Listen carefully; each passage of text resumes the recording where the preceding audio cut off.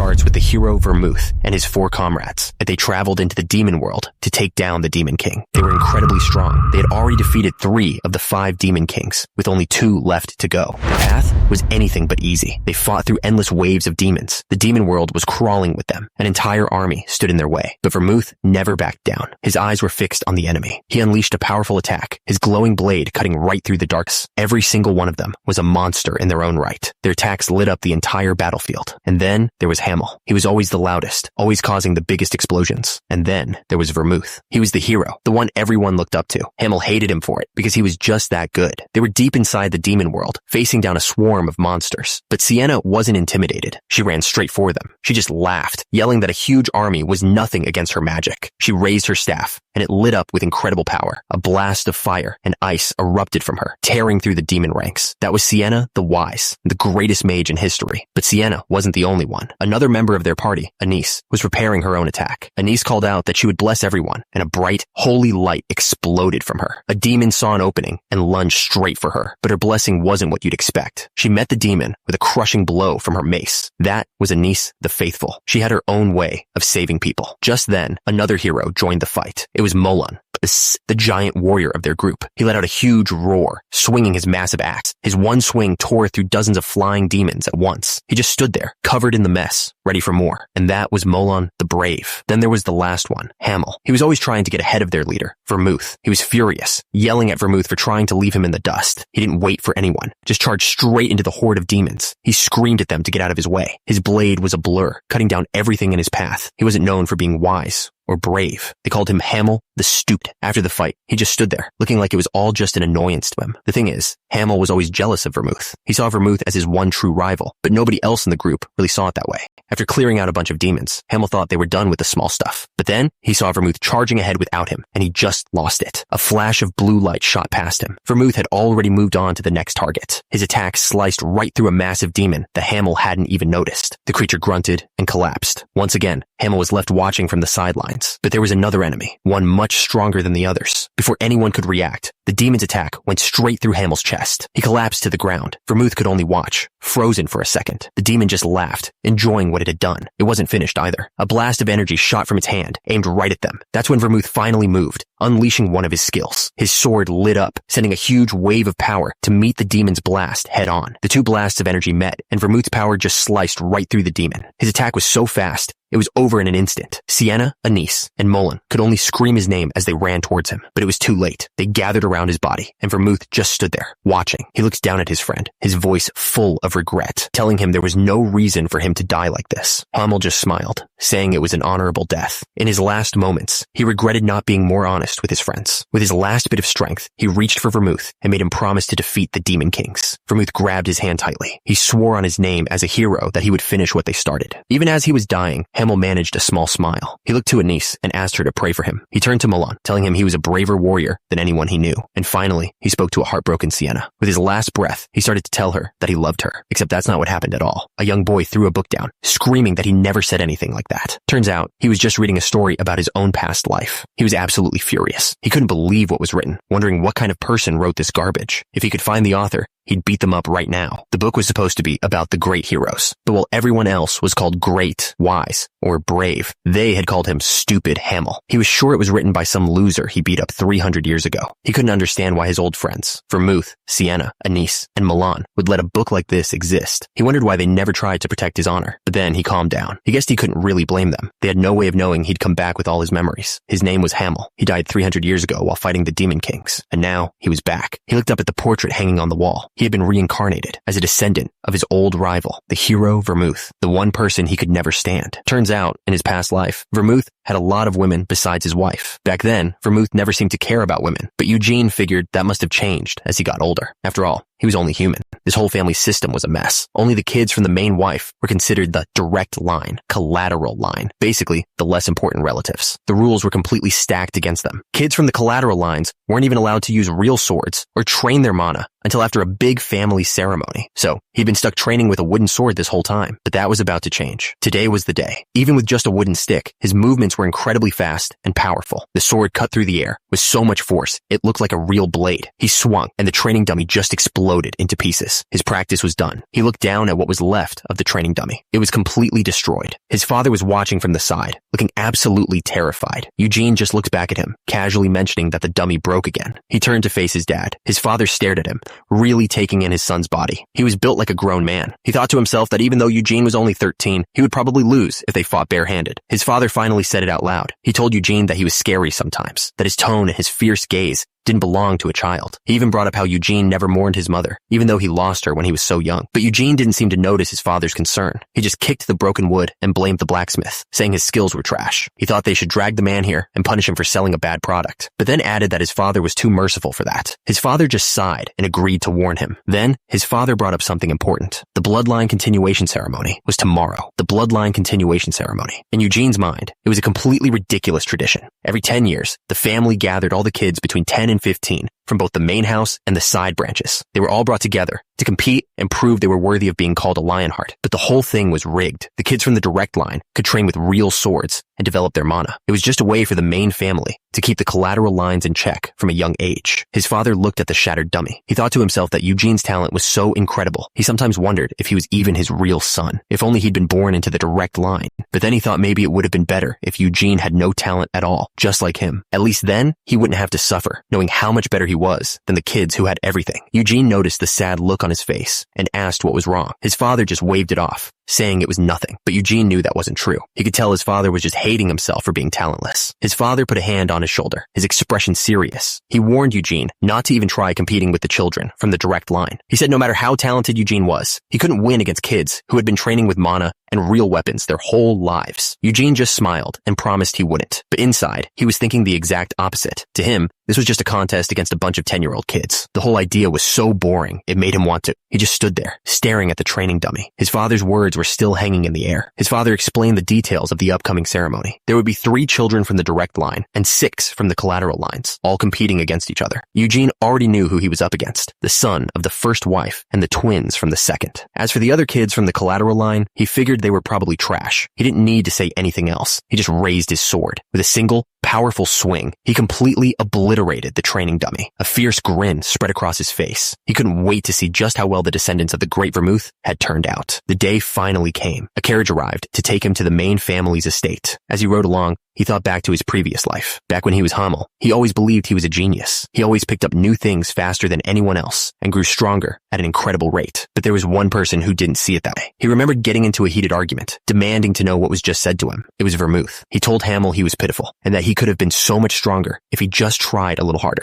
Hamel couldn't believe what he was hearing. He screamed back that he was already trying as hard as he possibly could. He told Vermouth that not everyone could be a genius like him. But looking back now, he knew the truth. He wasn't the real genius. The true genius was Vermouth. He was a master of both sword and magic, known as the God of War. He was on a completely different level. Vermouth was a duke in his home empire. He was praised as a hero until the very end. He sat there, thinking about what happened to the rest of his old friends. Sienna, the wise. She was invited to the magic kingdom of Arath and became the youngest head wizard of a magic tower. Then there was Anise, the faithful. She was called a saintess, and people even wrote holy books about her teachings. And Mullen, the brave. Unbelievably, that big idiot somehow managed to create his own kingdom. It sounded like everyone lived a pretty good life after he was gone. But if that was true, then why were the Demon Kings still alive? They had all promised to defeat the Demon Kings, and he remembered Vermouth swearing on his life to finish the job. He remembered dying at the castle of the Demon King of Incarceration. After he was gone, Vermouth made some kind of promise with that very same Demon King. That promise was the reason the war ended. The world became peaceful, and it stayed that way for the next 300 years. He was on his way to the main house of the Lionheart family. The man sitting across from him noticed his serious expression and thought he was nervous. He smiled, looking at Eugene with a friendly face. He warned Eugene that if he was this nervous now,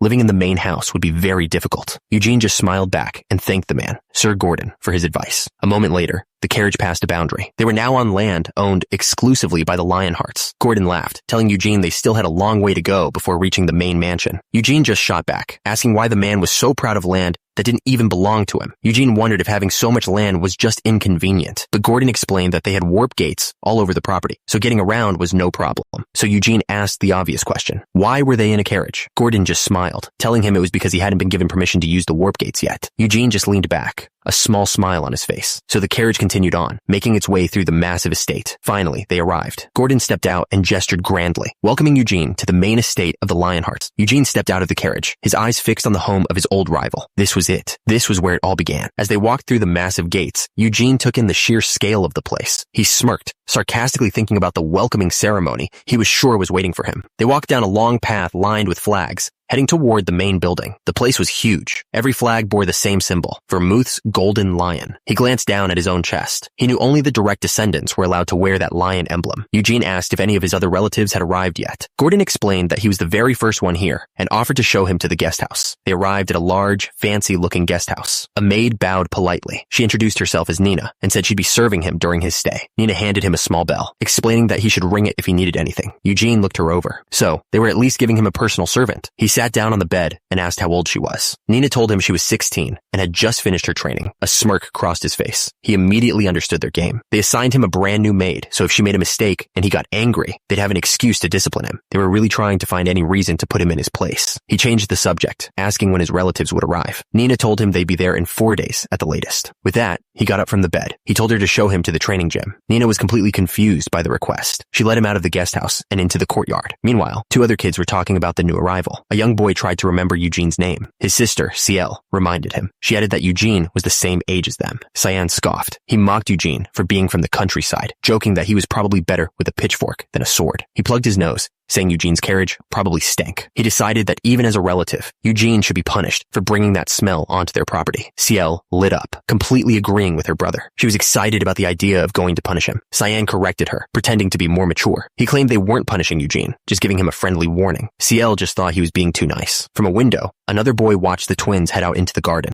Down below, Eugene was walking with Nina, with no idea that trouble was heading straight for him. Ciel's eyes were sharp. She was ready to go meet this new relative. The older brother, Eward, watched them from his window, looking a little shocked. Down below, Ciel walked through the garden, heading for the courtyard. She glanced back with a grin. This was going to be fun. But Eugene wasn't just sitting around. He'd found a training spear and was already practicing in the courtyard. And he wasn't just messing around. His form was perfect. He moved with a speed and power that was unbelievable for a kid his age. Every single move was sharp and clean. He was on a completely different level. He'd always trained hard, even in his past life as Hamel. But now, he was pushing this new body to its absolute extreme. His grip was tight, his eyes focused. The crazy thing was, no matter how hard he pushed, his body just took it. Even small injuries would heal almost instantly. He could feel the power surging through him. He spun the spear, kicking up dust and wind with every move. A huge grin spread across his face. This body, Vermouth's bloodline. It was better than he ever could have imagined. He put all his strength into one final thrust. He was moving so fast, it looked like there were 3 of him at once. A maid watched from a distance, completely captivated. She couldn't believe it. He was moving with such power, even with heavy sandbags tied to his arms, and the spear itself. Suddenly, a voice from behind her broke the silence. She turned around to see 2 kids from the main family, Cyan and Ciel Lionheart. Cyan looked annoyed and demanded to know what Eugene was doing. The maid was terrified, stammering their names and asking what brought them here. But Cyan wasn't interested in small talk. He pointed right past her and repeated his question impatiently. That's when the sound of the spear stopped. Eugene stood there, holding his weapon. He looked over and gave the most obvious answer possible. He was swinging a spear. Without even looking at him, Eugene just called him an idiot. Ciel couldn't help but laugh, pointing out that the country kid had just called him an idiot. That was it. Cyan's face turned red with fury. He clenched his fists and screamed for Eugene to apologize immediately. Eugene just glanced over his shoulder and said he was sorry, without a hint of emotion. Cyan was speechless. He didn't know how to react to that. He snapped out of it and started yelling again, telling Eugene he wasn't being sincere and needed to bow his head properly. Eugene just shrugged. He pointed out that if they were the same age, then they were friends, and friends don't need to bow to each other. Cyan scoffed at the idea of being friends. He yelled that just because they were both Lionhearts, it didn't make them equals. Ciel whispered something to her brother, reminding him about the carriage. A nasty idea popped into Cyan's head. He pointed at Eugene and ordered him to clean the carriage he came in. He even insulted him, saying he probably smelled like a farm.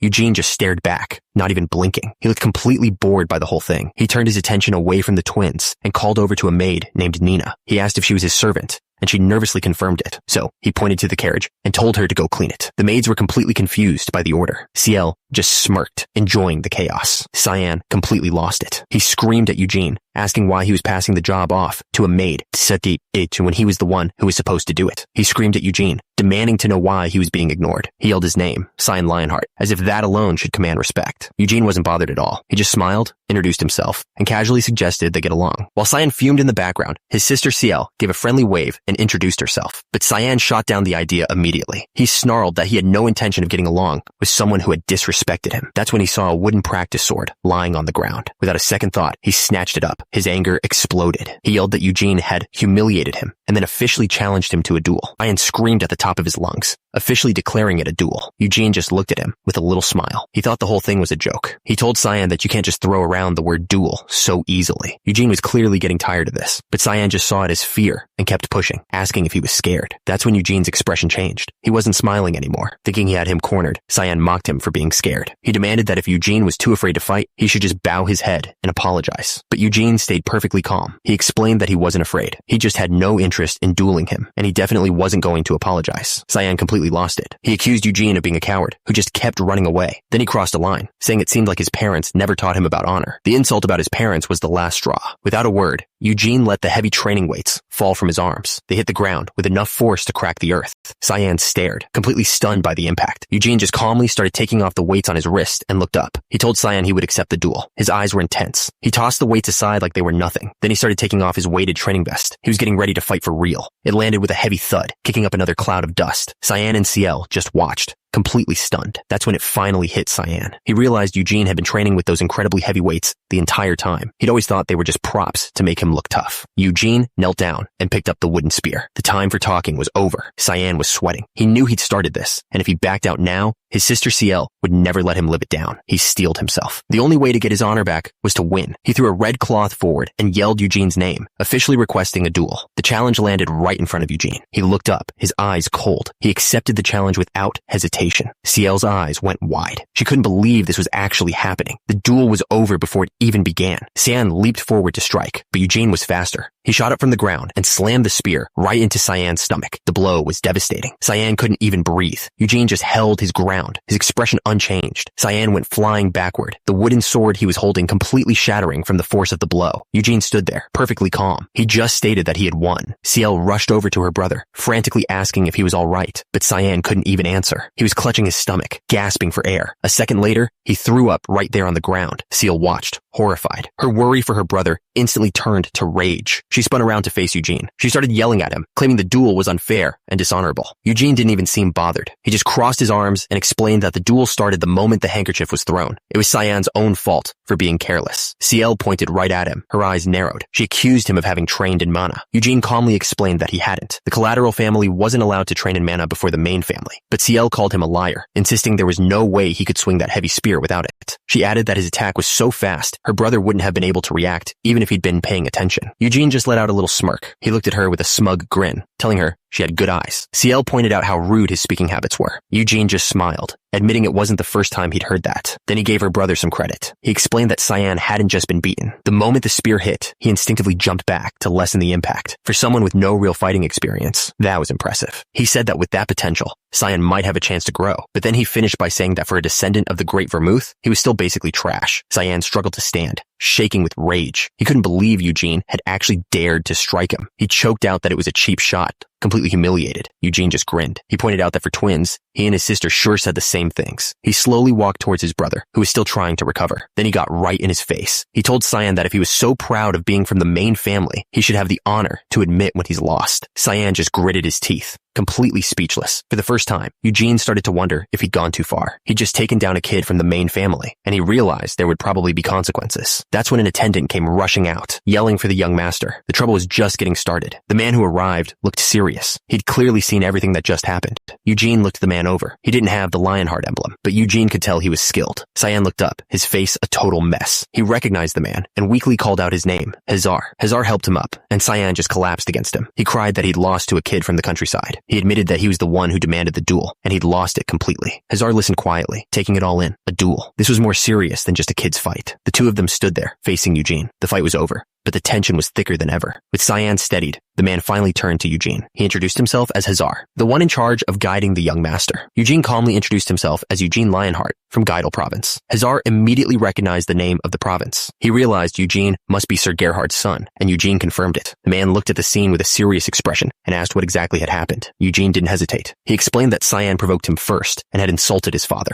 Cyan immediately tried to deny it. He yelled that Eugene had called him a coward for asking if he'd learned any honor from his father. Eugene's eyes narrowed. He repeated that Cyan had insulted both him and his father, then asked Hazar if there was any good reason he should have refused the duel. Hazar looked completely stressed out. He covered his mouth for a moment before admitting that Eugene's reason was acceptable. With that settled, he told Cyan to go get his injuries treated and started to lead him away. Hazar told Eugene they'd meet again. Ciel gave a cheerful wave goodbye as her brother was dragged away. Eugene just waved back, looking completely unbothered. After all that excitement, he was starving. He sat down to a huge meal and just started eating. A maid named Nina approached him while he was eating. He looked up and asked if she'd found the information he wanted. She confirmed she had. She reported that several other young masters and ladies were arriving. Deacon, Hansen, and Juice would be there by noon tomorrow. Then Gargus and Desara would arrive in the evening through a warp gate. Eugene took a bite, thinking it over. They were all gathering faster than he expected. The bloodline continuation ceremony was about to begin. With his meal finished, he headed outside. He stood on a bridge, looking out at the massive estate built by his old rival. All of this was Vermouth's legacy. He looked up as if talking directly to Vermouth. He promised that he was going to screw over his descendants, and that Vermouth shouldn't be too upset about it. He clenched his fist. After all, he never asked to be reborn as his rival's descendant. But a grin spread across his face. He was done being angry about this reincarnation. Now he was going to use it. Meanwhile, Cyan, Ciel, and Hazar were called into a grand room. They stood before a woman who was clearly in charge. The woman looked at her son, her voice dangerously quiet. She asked if it was really true that her son, Cyan, had challenged someone from a lesser family branch and lost. Hazar confirmed it. The woman was Anasilia, the second wife of the main family. A smile spread across her face, but it wasn't a kind one. She told Cyan to come closer. He walked toward her, looking terrified. Without warning, she jabbed him hard in the chest with her fan. She pushed harder, asking if he'd really lost in a single strike. Cyan cried out that she was hurting him. She told him to stay still, her voice like ice. With her son pinned, she turned her attention to Hazar. She asked if he was absolutely certain that Eugene had never trained to use his mana. Hazar confirmed it. He reported that Eugene, Sir Gerhard's son, had no trace of mana in his body. Still not understanding, Anasilia turned to her daughter, Ciel. She demanded to know exactly how her brother lost. Ciel explained that Eugene thrust his spear the moment the fight began. Her brother was surprised and tried to back away, but Eugene's attack was just too fast. So that was it. The fight really had ended with a single strike. Cyan couldn't even look at her. He stammered her name, absolutely terrified of what she was going to do next. She slapped him hard right across the face. She screamed at him, furious that he lost a duel in front of servants. But what made it worse was that he lost to a boy who had never even trained with mana. She was terrified of what she'd have to tell his father when he returned. His failure would bring shame on them, and she knew her rival, the Onus, would never let her hear the end of it. Cyan just cried, apologizing to his mother over and over again. Her anger wasn't just for her son. She turned to the instructor, Hazar, and called his name. She told Hazar that if it weren't for her husband, she would kill him right there. Instead, she gave him a new order, train Cyan, so he would never shame her again. Hazar agreed immediately. Anasilia simply told him to take Cyan and leave. Hazar put a hand on the boy's shoulder and led him away. Cyan was still sobbing, completely broken by what had just happened. After they left, the room fell silent. Anasilia just stood there, watching the doors close. She let out a long breath, fanning herself to try and calm her nerves, but her eyes were cold. The anger was gone, replaced by something much more calculated. She turned to her daughter, Ciel, who was still in the room. Ciel answered her mother immediately. Anasilia smiled, but it wasn't a kind one. She confirmed Eugene's name and ordered Ciel get close to him. Ciel didn't understand. She asked why, pointing out that Eugene was the one who had just beaten her brother. Her mother's expression turned dark. She confessed that what she really wanted was for Eugene to be killed. The only reason she hadn't done it was because she'd be the first person they'd suspect. She explained that in the Lionheart family, killing a relative was a huge crime. It would summon the guardians of the familial code, and that was a line she couldn't cross. So, Anasilia explained, since they couldn't get rid of Eugene, it was better to keep him close. Ciel agreed immediately. She admitted that she was curious to learn more about him anyway, and promised to become his friend. A cold, satisfied smile spread across her mother's face. Her plan was now in motion. The next day, more heirs from the other collateral families began to arrive. First came Deacon, Hansen, and Juice. They were some of the other kids competing in the ceremony, but while they were settling in, Eugene was already outside, pushing his new body to its limits. He was so focused that he almost ran past Nina, the maid, who called out to him. He stopped to catch his breath and said hello. Nina came running up telling him that the other heirs were here. Eugene figured they must have arrived early, but she was stammering, clearly terrified. It wasn't just the other kids. The head of the Lionheart family was here too. Eugene stopped. The head of the Lionhearts. This was a big deal. Nina started freaking out, insisting he had to change clothes before greeting him. But Eugene knew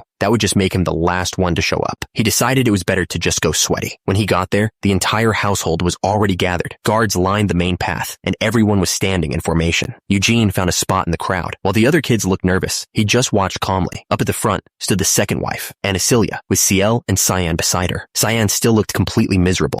Eugene looked over and saw the legal wife, Theonis. She had a cold, serious look on her face. The boy with her was Iode Lionheart. He was the eldest son of the direct line, first in line to take over everything, and he looked pretty stressed out. That's when two riders on horseback came through the main gate, followed by their carriages. Everyone's attention was on them. This was the moment they'd all been waiting for. The man leading the way was Galati Lionheart, the current head of the family. Riding right behind him was his younger brother, Gian, who had a confident smile on his face. Iode watched as the head of the family got closer, looking more nervous by the second. Galati stopped right in front of Iode and put a hand on his head. He asked the boy if he'd just gotten taller, or if his skills had improved too. Iode stammered, promising his father that he was trying his absolute hardest to meet his expectations. Gilade just looked down at him, his face impossible to read. It was a heavy, awkward silence. Without another word, he moved on, turning his attention to the other children of the direct line. He greeted Cyan and Ciel with a smile, remarking on how much they'd grown. Ciel happily told him they'd missed him. Then, Galadi turned to another man in the crowd, calling him by name, Guilford. He looked genuinely sorry, apologizing for not being there when Guilford's son was born. Guilford quickly told his brother not to worry about it, clearly surprised by the personal apology. Finally, Giladi's gaze fell upon the last group, the children from the collateral line, and right at the front stood Eugene. After looking over all the children, Gilade announced that they would all have a meal together.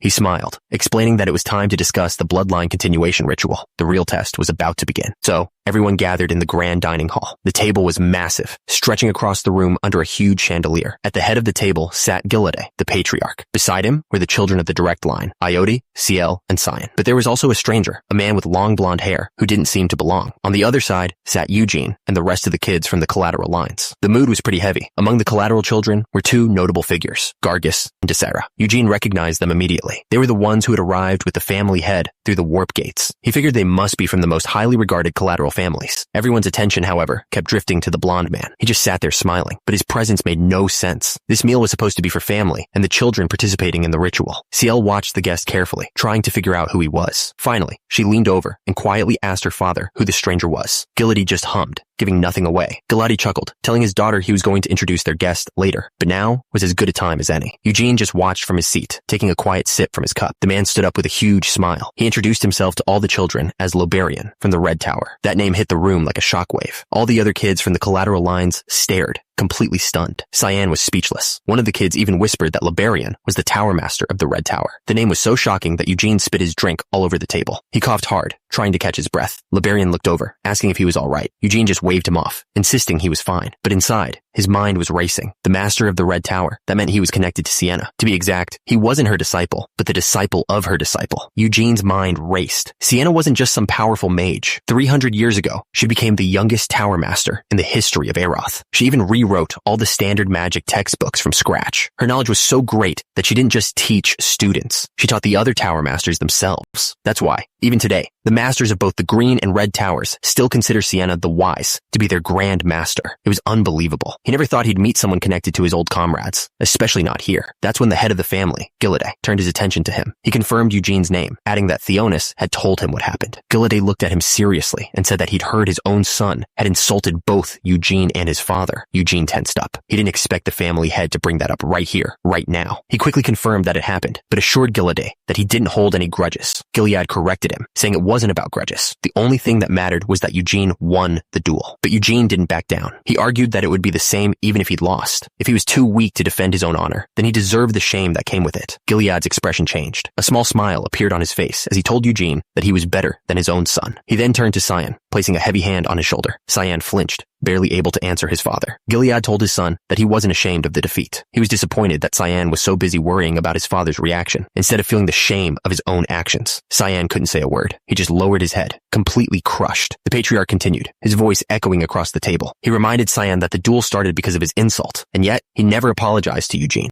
Cyan panicked, stammering as he tried to find an excuse, but there was nothing he could say. Gilead told Cyan that being a Lionheart wasn't just about power. He said that if he truly carried Vermouth's blood. He needed to learn how to honor his opponent, not just himself. Cyan looked over at Eugene, his face filled with shame. He knew what he had to do. He struggled for a moment before finally spitting out an apology, but Eugene could see right through it. The apology was completely forced. With the matter settled, Gilead turned his attention to Eugene. He asked about his father, Gerhard, but admitted he didn't recognize the name. Eugene wasn't offended at all. He just said it made sense, since his family lived in the middle of nowhere. Gilead then asked if his father had trained him. Eugene explained that his dad only taught him the basics, and he'd figured out the rest all by himself. Ciel's eyes went wide when she heard that. She couldn't believe he had trained to that level without any real teacher. Jian was stunned. This kid from a collateral line, with no real training, had completely beaten Cyan. Gilead just smiled. He thought to himself that this year's ceremony was going to be very entertaining. With that, everyone moved to the dining hall for the promised meal. Everyone took their seats. The tension between the kids was obvious, even as the servants placed the food in front of them. It was an incredible feast, the kind of meal Eugene had never seen before. Gilead raised his hand and invited everyone to eat, telling them they must be hungry. Hours passed, and the meal finally came to an end. The maids came to clear the table, stacking up the empty plates. The meal had finished. As the servants cleared the plates, a heavy silence fell over the room. Gilead finally broke the silence. He told everyone that it was time to explain the bloodline continuation ceremony. All the kids listened carefully. Eugene's expression was serious, waiting to hear what was next. Then Gilead said something that surprised everyone. He admitted that he thought the traditional ceremony was extremely unfair. He explained that the ceremony was designed for the direct bloodline. Kids from the collateral lines weren't allowed to train with mana, so it was impossible for them to win. Gilead stated that his own 3 children would be participating. He then paused, looking at them all, but he made it clear this year would be different. He wanted to test the potential of everyone who carried the Lionheart name. He said direct and collateral were meaningless. All that mattered was proving they were descendants of the Great Vermouth. Hearing that name, Vermouth, hit Eugene differently. It always did. Eugene thought to himself that Gilead was a much kinder man than Vermouth had ever been. Gilead announced that to make things fair, they'd brought in help. That's when a man with long blonde hair stood up, introducing himself to the children.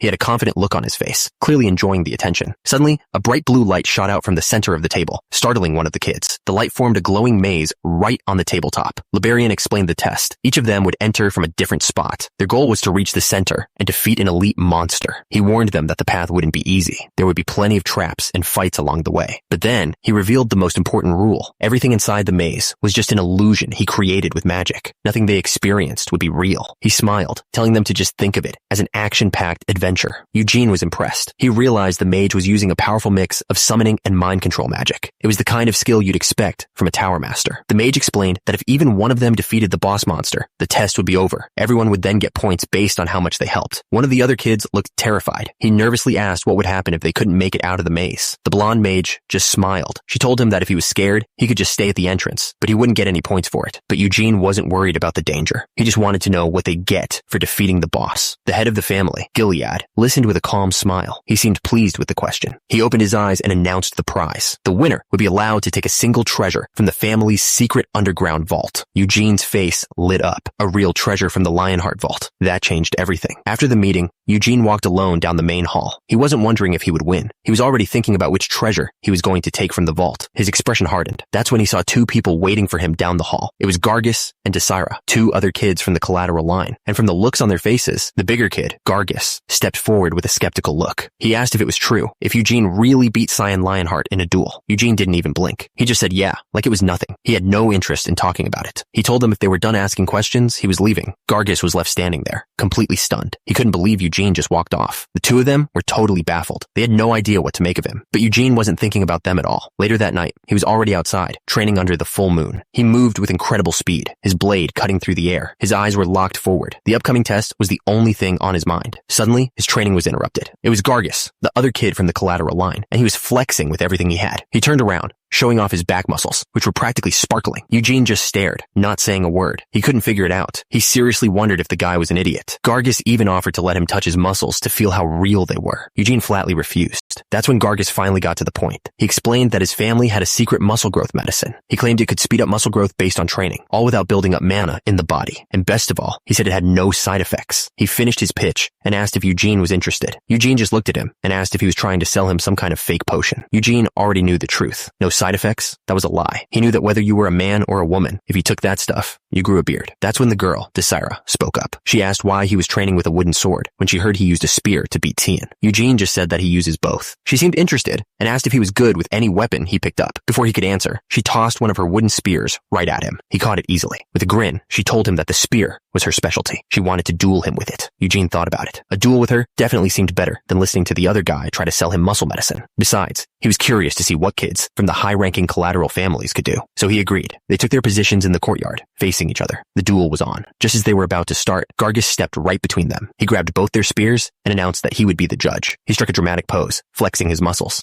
He declared that even though it was just a practice duel, it had to be fair. Eugene just stared at him. The guy's whole attitude reminded him of a certain moron he knew from his past life. He couldn't help but wonder if this kid was somehow related to Milan. Gargus explained that they would only start when he gave the signal. Desira was getting impatient. She yelled back that she understood and told him to just get on with it. Desira got into her stance, her eyes fixed on Eugene. She thought it was ridiculous that he claimed to be good with both a sword and a spear. She was determined to teach him a lesson. Spearmanship wasn't some hobby you could just mess around with. With a loud shout and a chop of his hand, Gargus officially started the match. The second he gave the signal, Desira exploded forward. She believed that the one who attacks first always has the advantage, but her charge came to a dead stop. Eugene hadn't moved an inch. Desira pushed with everything she had, but it was like pushing against a mountain. He wasn't even fighting back, just holding his position. Eugene just watched her. He could see she had a perfect stance. There were no openings at all, so he decided to provoke her. He asked what she was waiting for and told her to come at him. She gritted her teeth, clearly getting annoyed. With a yell, she lunged forward again, putting all her power into the strike. Their spears slammed into each other with a loud crack. The impact was so strong, it sent both of them sliding back. Desira put every ounce of her strength into the push. Her face twisted with effort. She swung her spear down hard, but Eugene met her strike perfectly, stopping it cold. She grunted, realizing she couldn't break through his defense at all. The force from his block was so strong, it sent her flying backward through the air. He was actually impressed. He thought she was excellent, especially since she wasn't even using mana. For her age, her potential was huge, but he knew she was still no match for him. With that thought, he stopped defending and went on the attack himself. He stood over her with a grin, teasing her about not being able to land a single hit. All she could do was yell at him to shut up. Desira couldn't believe it. He was blocking every single one of her attacks without even moving. She gritted her teeth, convinced his overconfidence would be his downfall. She lunged forward, slamming her spear down with all her might. But Eugene met her strike head on, and the impact sent a shockwave through the air. He didn't even flinch, just casually knocked her spear aside. Instead of backing down, she used the momentum to circle around him, looking for an opening. She grinned, sure that he wouldn't be able to block her from this new angle. With a powerful leap, she came at him from above. But instead of using his hands, Eugene just kicked the end of his own spear, flicking it up to block her. He didn't just block her. He stepped right onto his own spear, pinning hers to the ground. The impact sent her stumbling backward, completely breaking her balance. She grunted, trying to hold on, but she was completely overpowered. And just like that, it was over. The tip of his spear was pointed right at her throat. She couldn't move. In the background, Gargus watched the whole thing without a word. He stared for a moment, then announced the result. The victory belonged to Eugene Lionheart. Later that night, Eward showed up with a serious look on his face. He announced that they needed to combine their strengths. Turns out, he'd burst into Eugene's room to say this. Eugene was not happy about it. He asked if this was really so important that it couldn't wait until morning. But Eward was completely serious. He stood his ground and demanded an answer. Eugene sighed and explained the obvious problem. They both knew about the bloodline continuation ceremony, but everyone would be starting from different entrances. He asked how they were supposed to team up. Eward had already thought about that. He explained that even if the entrances were different, the destination was the same, the center of the labyrinth, where the boss monster was. He was sure the twins from the main family would be doing the exact same thing. So Eugene laid out the plan to make sure he understood. They would all meet at the center and fight the boss together. Eward confirmed that was exactly the idea. Eugene just smirked. He said he was pretty sure he could defeat it all by himself. Eward immediately called him out for being full of himself. Eugene listened from his bed, looking unimpressed. The girl stood by the door with her arms crossed, waiting for his answer.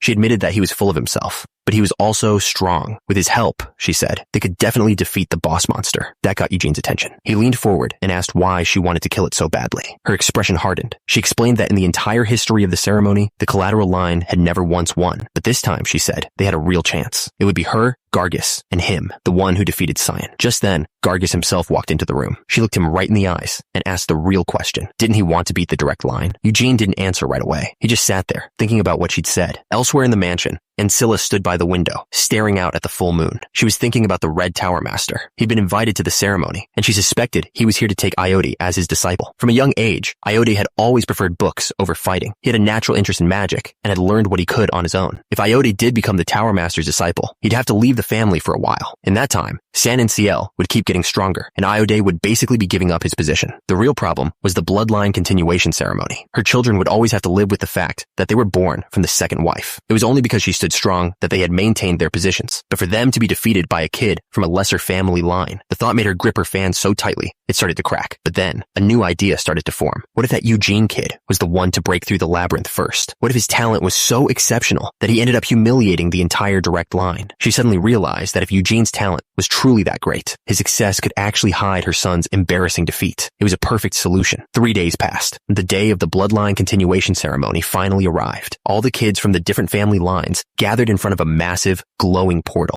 The woman in charge held up a glowing ball of light, a confident smile on her face. Suddenly, the light shot out from her hands in every direction. Ciel and Cyan focused, trying to gather the light just like she had. Eugene and the other kids from the lesser families did the same, their hands glowing with energy. The instructor explained the first test. They had to create their own weapons by shaping the light with their imagination. The other kids were having a tough time. They struggled to get the light to form into anything solid, and their faces showing the strain. But Ciel had no problem at all. She focused her energy, and a perfect glowing sword formed right in her hands. She looked at it, completely amazed by what she had just created. She gave it a few practice swings, the blade cutting through the air like it was real steel. She asked the instructor what would happen if the sword broke. The instructor smiled and explained that since the labyrinth was also made of magic, her weapon was basically unbreakable inside. One of the other kids asked if he could make an animal instead of a sword. The instructor told him they could make dolls or even golems, but creating actual living creatures was impossible. That made Cyan curious. He asked why they couldn't just create life. The instructor's tone became serious. She explained that creating life is a taboo in magic, a special power that only living creatures themselves are meant to have. Eugene looked down at his hands, his eyes wide with surprise as he felt the magic gathering. While he was still figuring it out, Cyan had already created a massive greatsword out of pure light. He proudly told Ciel that he'd recreated his favorite sword from back home, only this one was real. She just stared at him and bluntly asked if anyone had actually asked. Another girl from the family formed a long, glowing spear. One of the boys made a thin, elegant sword, looking pretty pleased with himself. Eugene, on the other hand, was still concentrating. He carefully formed his own weapon from particles of light. With their weapons ready, all the kids started practicing their moves in the forest. But Eugene wasn't just playing around. He'd made a sword and a shield, and his eyes were sharp. He was ready for a real fight. Cyan stepped forward, looking right at Eugene. He asked what would happen if they met inside the labyrinth. Ciel looked shocked by the question, wondering if her brother was really planning to fight him. Eugene asked if they were even allowed to fight. Just then, an elder stepped in. He explained that competition was the very heart of the ceremony, but he also reminded them that cooperation was just as important. After all, they all shared the same Lionheart blood. Eugene glanced over at Ciel, the word family echoing in his mind. She just gave him a smug little smile in return. That look on her face really annoyed him. With the weapons made, an instructor stepped forward. She held up a glowing necklace and told everyone to put one on. The instructor handed each of them a necklace with a glowing blue gem. Everyone put them on,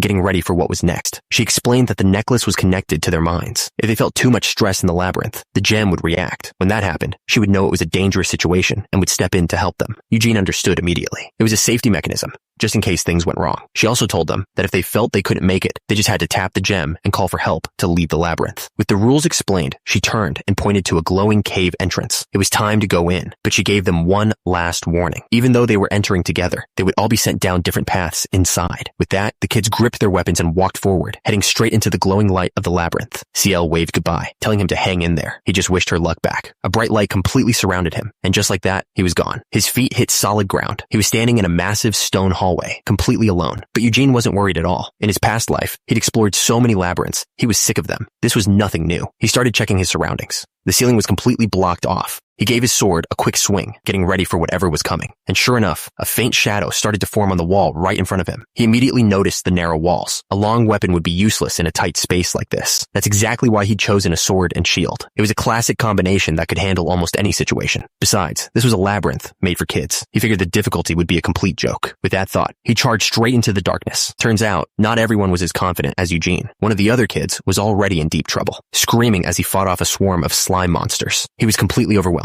With no other choice, he yelled for help and grabbed the blue gem on his necklace to signal for a rescue. Instantly, the instructor appeared in a flash of light. She grabbed the boy and pulled him to safety. And just like that, they were gone. The whole rescue took less than a second. It had only been an hour since the ceremony started. Already, 3 kids had been eliminated. The elders and the instructor watched them from a distance, looking unimpressed. He looked down at the 3 boys and simply told them to go and rest. The kids looked completely defeated. One of them was even crying as they quietly agreed. Meanwhile, the elders were watching the kids who were still in the labyrinth. Each one was being monitored through a glowing blue orb, and every kid had a totally different style. The old man noted that one of them, Gargus, was clumsy but incredibly strong. Another one, Desira, was quick and smart, avoiding fights whenever she could. And they were right. Gargus wasn't thinking about strategy. He was just pushing forward with pure power. When a couple of goblins appeared, he didn't hesitate for a second. He put all of his strength into a single, powerful swing. The blow connected, sending one of the goblins flying back. But his attack left him wide open. Another goblin easily blocked it and started laughing at him. That mockery was all it took. Gargus completely lost his cool and let out a furious yell.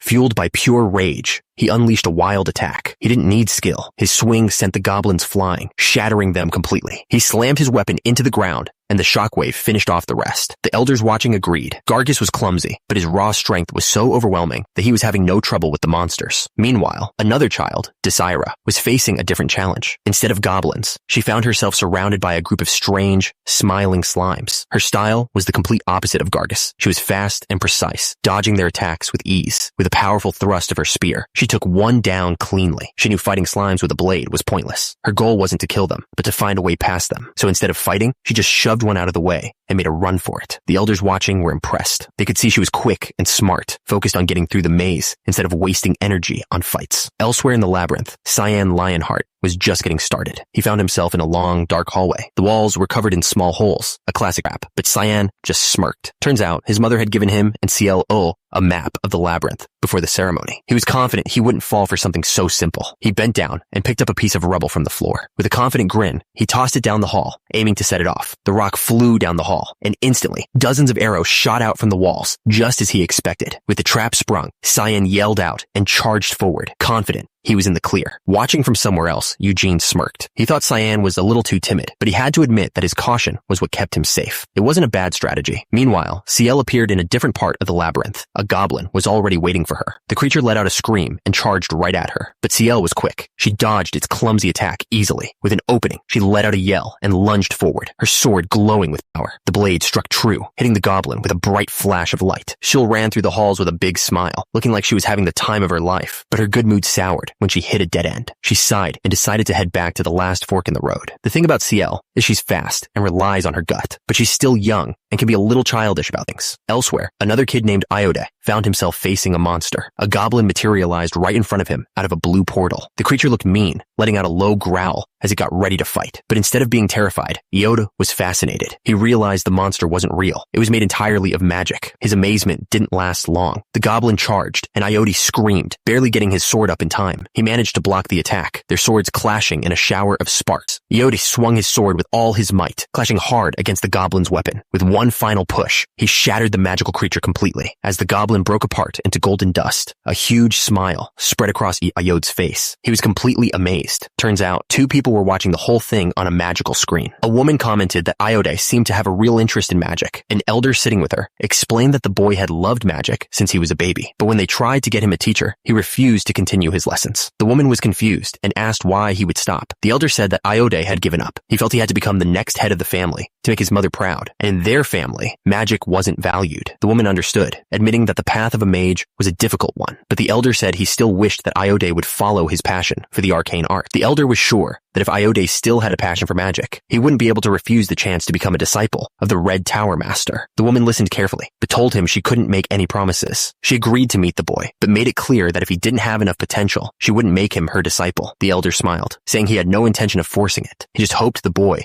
would get to follow his dreams. He then shared something interesting. Instead of looking up to his own ancestor, the Great Vermouth, Iode actually revered the wise Sienna. The woman agreed completely. She said that in the stories of the heroes, she always preferred Sienna's part, especially how she'd come up with amazing new spells whenever the team was in danger. The elder added that he'd also read that story many times as a kid, but his favorite person in the story was neither Sienna nor Vermouth. She leaned in with a curious smile and asked him who he liked best. The elder smiled, ready to share who his favorite character was, but before he could answer, his expression completely changed. He pointed at something, telling her to look. On the viewing screen, they could see what was happening inside. Eugene was already facing his first monster. He stood his ground, sword and shield ready. The monster stared him down, but Eugene looked completely unfazed. The creature let out a furious roar and charged straight at him. It threw a huge punch, but Eugene blocked it easily with his shield. He didn't even move an inch. The monster's fist slammed into the stone floor, but Eugene was already gone. He moved like a blur, weaving between all of their attacks. They couldn't even touch him. The two men watching the screen were completely stunned. The blonde-haired man couldn't believe what he was seeing and asked who this kid even was. The white-haired man was speechless. All he could say was that it was amazing. Back in the labyrinth, Eugene met the monster's next attack head-on. The impact was huge, shaking the entire hallway. The elder's eyes were fixed on the screen as he finally said the boy's name, Eugene Lionheart. The troll collapsed, its body melting into a green puddle on the floor. Eugene just stood there, watching it disappear. He didn't look tired or scared. He was just ready for whatever came next. The two men watched him through the portals, completely captivated by what they were seeing. The elder couldn't hide his smile. He commented on how incredible it was. A 13-year-old should have been terrified, but Eugene took down the troll without any fear. The blonde-haired man looked stunned. He explained that the troll wasn't even supposed to be fought. It was just a trap meant to be avoided, yet Eugene had killed it easily. The elder just smiled, suggesting that it was possible if the boy simply had natural-born talent. The blonde man leaned forward, asking if the elder knew what they called kids with that kind of gift. A genius. The word genius hung in the air. It wasn't just about skill. It was about a certain kind of spirit, a confidence that Eugene had in spades. But as the men watched the screens, they saw that not everyone was having such an easy time. Another monster's punch landed with incredible force. The young man was sent flying, completely overpowered. He tumbled through the air, completely helpless. He landed hard, arrows already sticking from his back. He was cornered, bloodied and beaten. He let out a furious scream. He channeled all his remaining energy into one final, desperate attack. His sword came down with everything he had left, slamming right into the troll's arm. The blade sliced clean through. The monster stumbled back, its arm completely gone. But the boy wasn't done. He was already on top of the creature, a dagger in his hand. He stabbed it again and again, not giving it a single second to recover. The troll let out one last, agonizing roar.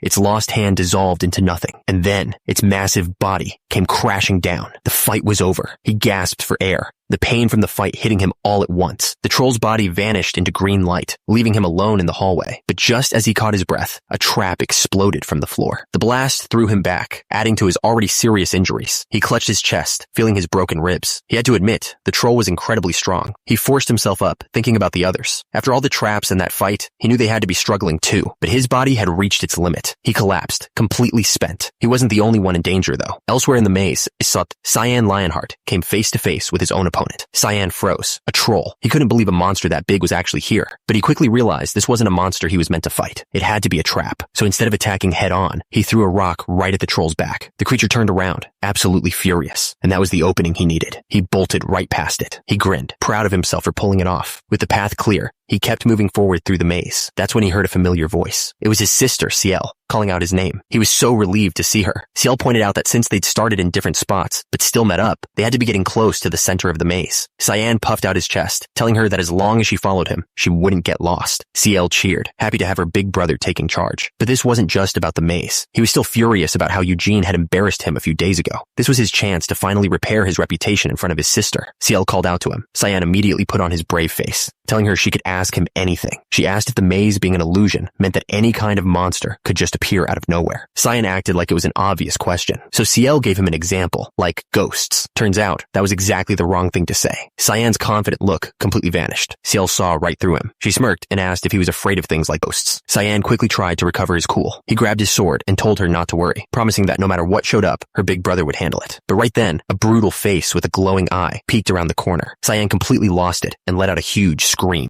Turns out, the monster was screaming too. Between them, Ciel just stood there with a little smile, enjoying the chaos. When he finally got a good look, Cyan realized who it was. He pointed at the girl, Desira, and yelled, asking how she dared to scare him like that. Desira just yelled right back. She told him he was the one who scared her by screaming out of nowhere. Cyan wasn't buying it. He pointed at the blood on her face and accused her of planning an ambush. But Desira explained that she just got hurt from one of the maze's traps. Desira was pissed. Her ambush had completely failed. For a second, they all just stared at each other. Desira seemed completely thrown off by their reaction. That's when Ciel yelled out, pointing that Desira was trying to get away. Cyan was furious. He felt like a complete fool, and it was all her fault. He swore he wouldn't let her get away with it, and told Ciel they were going after her. And just like that, the chase was on. Desira sprinted down the hallway, with the two of them right behind her. She knew she couldn't win a 2-on-1 fight. She desperately looked around for her partner, but it was too late. Her partner was already on the ground, completely taken out of the fight. Desira was sprinting for her life, but she stopped dead in her tracks. She realized she'd run right into a trap. The entire hallway started to crumble, but she was quick. She jumped across the falling rocks to get away. She landed safely on the other side. Without even looking back, she took off running again,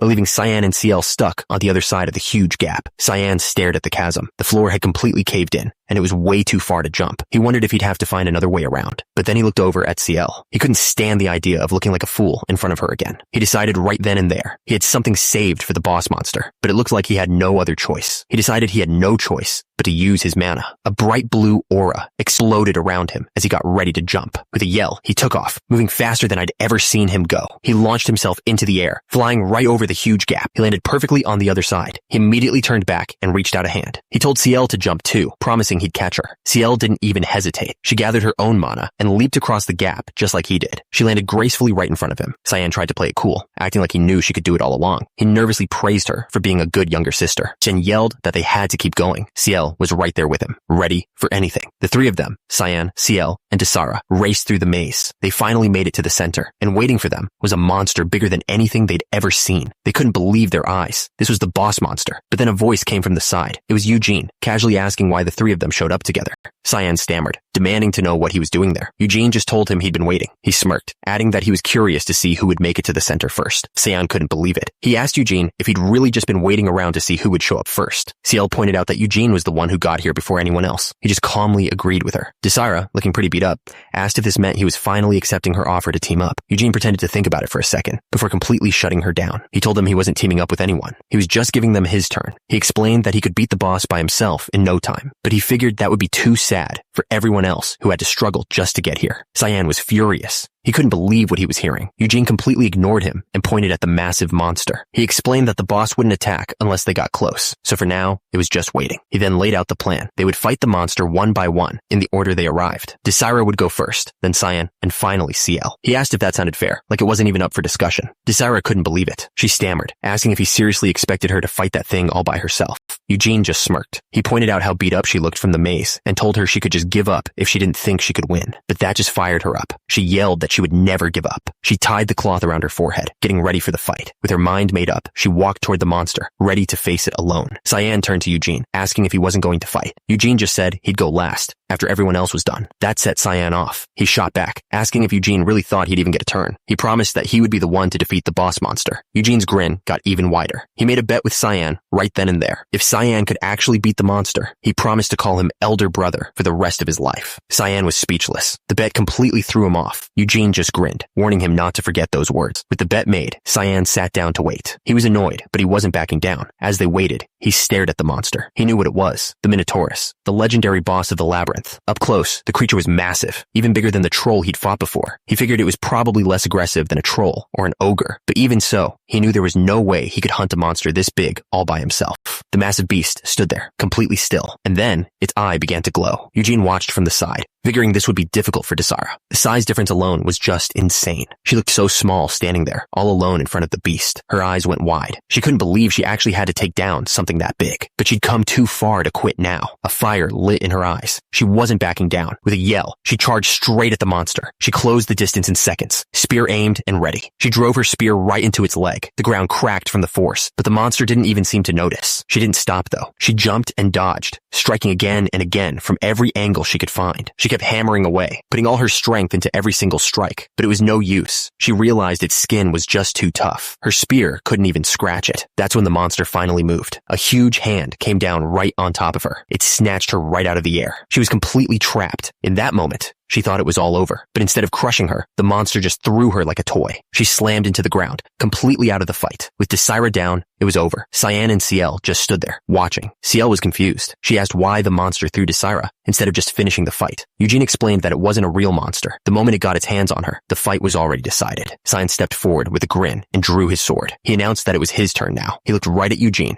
and declared he was going to show him the difference between the main family and the collateral line. Eugene just gave him this huge, mocking smile. He wasn't impressed at all. That look completely set Cyan off. He muttered under his breath, wondering if Eugene really thought he couldn't beat the monster. He turned back towards the monster, telling Eugene to watch closely. A powerful blue aura exploded around him. The blue energy from his body flowed straight into his sword, making the blade glow with intense power. He held it up with a cocky grin, ready to prove himself. Desira, watching from the side, was completely stunned. She recognized the technique. It was sword ki, a blade of pure mana that should take at least 10 years to learn. The realization hit her hard. She wondered if the gap between her family and the main branch was just too big to overcome. Eugene, on the other hand, just crossed his arms. He admitted that seeing Sword Kai from someone so young wasn't bad. Cyan boasted that even though he couldn't maintain the technique for long, it was more than enough to cut down a real monster. But just as he said that, the blue light on his sword just disappeared. He stared at it, completely confused. He started to panic, demanding to know what was going on. His ultimate technique was gone. Eugene remembered the words of the man who set up this test. He wanted to see the true quality of every Lionheart without any prejudice between the main family and the collateral branches. Turns out, the entire labyrinth was a mirage. It was designed to stop anyone from using mana for attacks right here in the center. Eugene finally got it. If you couldn't use powerful techniques like Sword Kai, then everyone had to fight on equal terms. Cyan, on the other hand, had no idea what was going on. He kept demanding to know why his sword key wasn't working when he still had plenty of mana left. Eugene just smirked. He told Cyan that if he thought he was going to lose, he should just turn back and not get beat up just for being stubborn. Cyan was completely red in the face. Behind him, Ciel looked at him with sparkling eyes, while Eugene just leaned against the wall, enjoying the show. That was the last straw. Cyan yelled that he wouldn't be laughed at. He swore he could beat this monster even without his special technique. The massive monster let out a roar, and the fight began. Cyan charged forward, sword ready. The monster didn't hesitate, bringing a massive fist down to crush him. But Cyan was quick. He dodged under the punch and swung his sword, landing a clean hit on the creature's leg. He kept moving, using his small size to stay out of the monster's reach while looking for an opening. He knew right away that small cuts weren't going to be enough. He had to get in close and hit the legs hard to take it down. With his new plan set, he dove in low, aiming for a single, decisive blow. For a second, it looked like he had it. He grinned, thinking his plan had worked perfectly, but the monster was smarter than he thought. It slammed its knee down, blocking the sword completely. The impact sent him flying. He couldn't believe it. The creature had just blocked his sword with its bare knee. The monster didn't just block him. It swung its leg around and kicked him hard. The blow sent Cyan flying across the room. He tumbled through the air before crashing to the ground. As Cyan picked himself up, Eugene was already standing behind him with a smug grin. He told Cyan that he lost too. Cyan gritted his teeth, completely humiliated. Eugene turned to Ciel, asking who was next. But Ciel just shook her head. She said she didn't want to fight, especially since they couldn't even use their best techniques in the maze. Eugene seemed impressed. He noted that she was definitely smarter than her brother. With the others out of the way, Eugene walked over to a sword and shield lying against the wall. He picked them up, his eyes locked on the monster ahead. As he walked toward the giant beast, Ciel called out from behind, asking if he really thought he could win. Eugene didn't even turn around. He just said he wasn't sure it was possible for him to lose. He turned his head with a wild grin, full of confidence. He stood before the monster, looking like a tiny toy in comparison. But he wasn't scared at all. He just smirked and wondered aloud how he should take it down. The monster didn't wait for an answer. It threw a punch so fast, it was just a blur.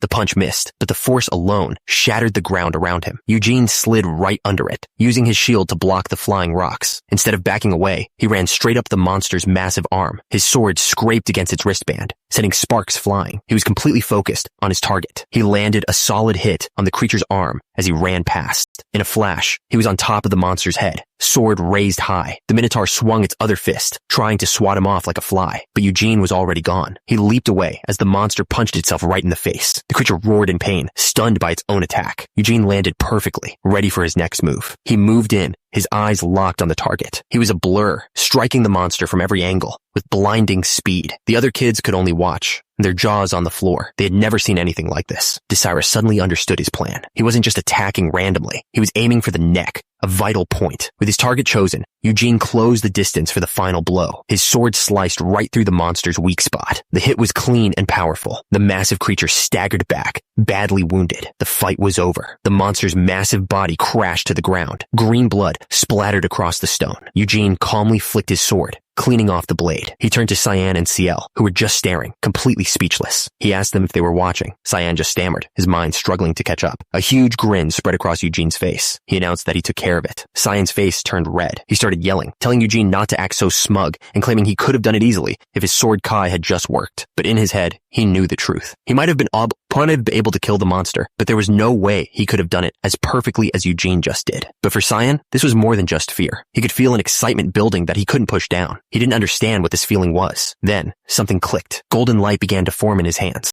The light exploded outwards, creating a massive golden giant that towered over them. Ciel looked up, realizing what it meant. She announced that the ceremony was over. Far away, two people had been watching the entire thing unfold. One of them, an older man with long gray hair, let out a huge laugh. He turned to the woman beside him, completely amazed. He asked if she thought it was incredible that a boy from a collateral family, without any mana training, could defeat a Minotaur with such overwhelming skill. The other man agreed, though he looked troubled. He explained that a Minotaur is supposed to be too hard for one person to fight alone. That's why he designed the ceremony to encourage them to work together and try different strategies. But Eugene just blew past every trap and monster he'd made. The man was completely baffled, wondering just what kind of kid he was dealing with. The patriarch, however, just looked amused. He explained that Eugene had done nothing but train since the day he arrived. He'd even sent people to his hometown to check, and his reputation for being persistent was well known there too. He declared that the boy was born to fight, with a drive that matched his body. The whole ceremony was a success, just because they discovered a treasure like him. Then he turned to his companion and asked a simple question. Wasn't he disturbed by this? The man named Gilla got straight to the point. He told the patriarch that Eugene was much greater than his own children. If the difference was this big now, he wondered how huge the gap would be once Eugene started training his mana. But the patriarch just smiled. He said that was something to be happy about. Eugene's strength would only make the Lionheart name shine even brighter. Gilla pressed him, asking what would happen if Eugene decided he wanted to be the next heir and become the new family head. The patriarch's smile vanished. He was silent for a moment, thinking it over. Then he gave his answer. The head of the family must be the greatest of all the Lionhearts. If his own kin couldn't secure that position, then it was rightfully Eugene's. He said that if they were so weak, they couldn't defend the rights they were born with, then they weren't worthy of leading the Lionhearts in the first place. Gilla looked down, realizing he'd gone too far. He apologized, saying he shouldn't have overstepped as an outsider. With their conversation over, Gilla snapped his fingers, and the golden light surrounding them began to fade. But Gilla wasn't done. He looked the patriarch in the eye and gave him some serious advice. Adopt Eugene as his son. The patriarch was completely taken aback by the suggestion. Gilla explained his reasoning. A kid from a collateral family just beat the direct bloodline. That alone could make the other families lose respect and lead to serious problems. The patriarch stroked his beard, thinking it over. He admitted it was a very tempting idea,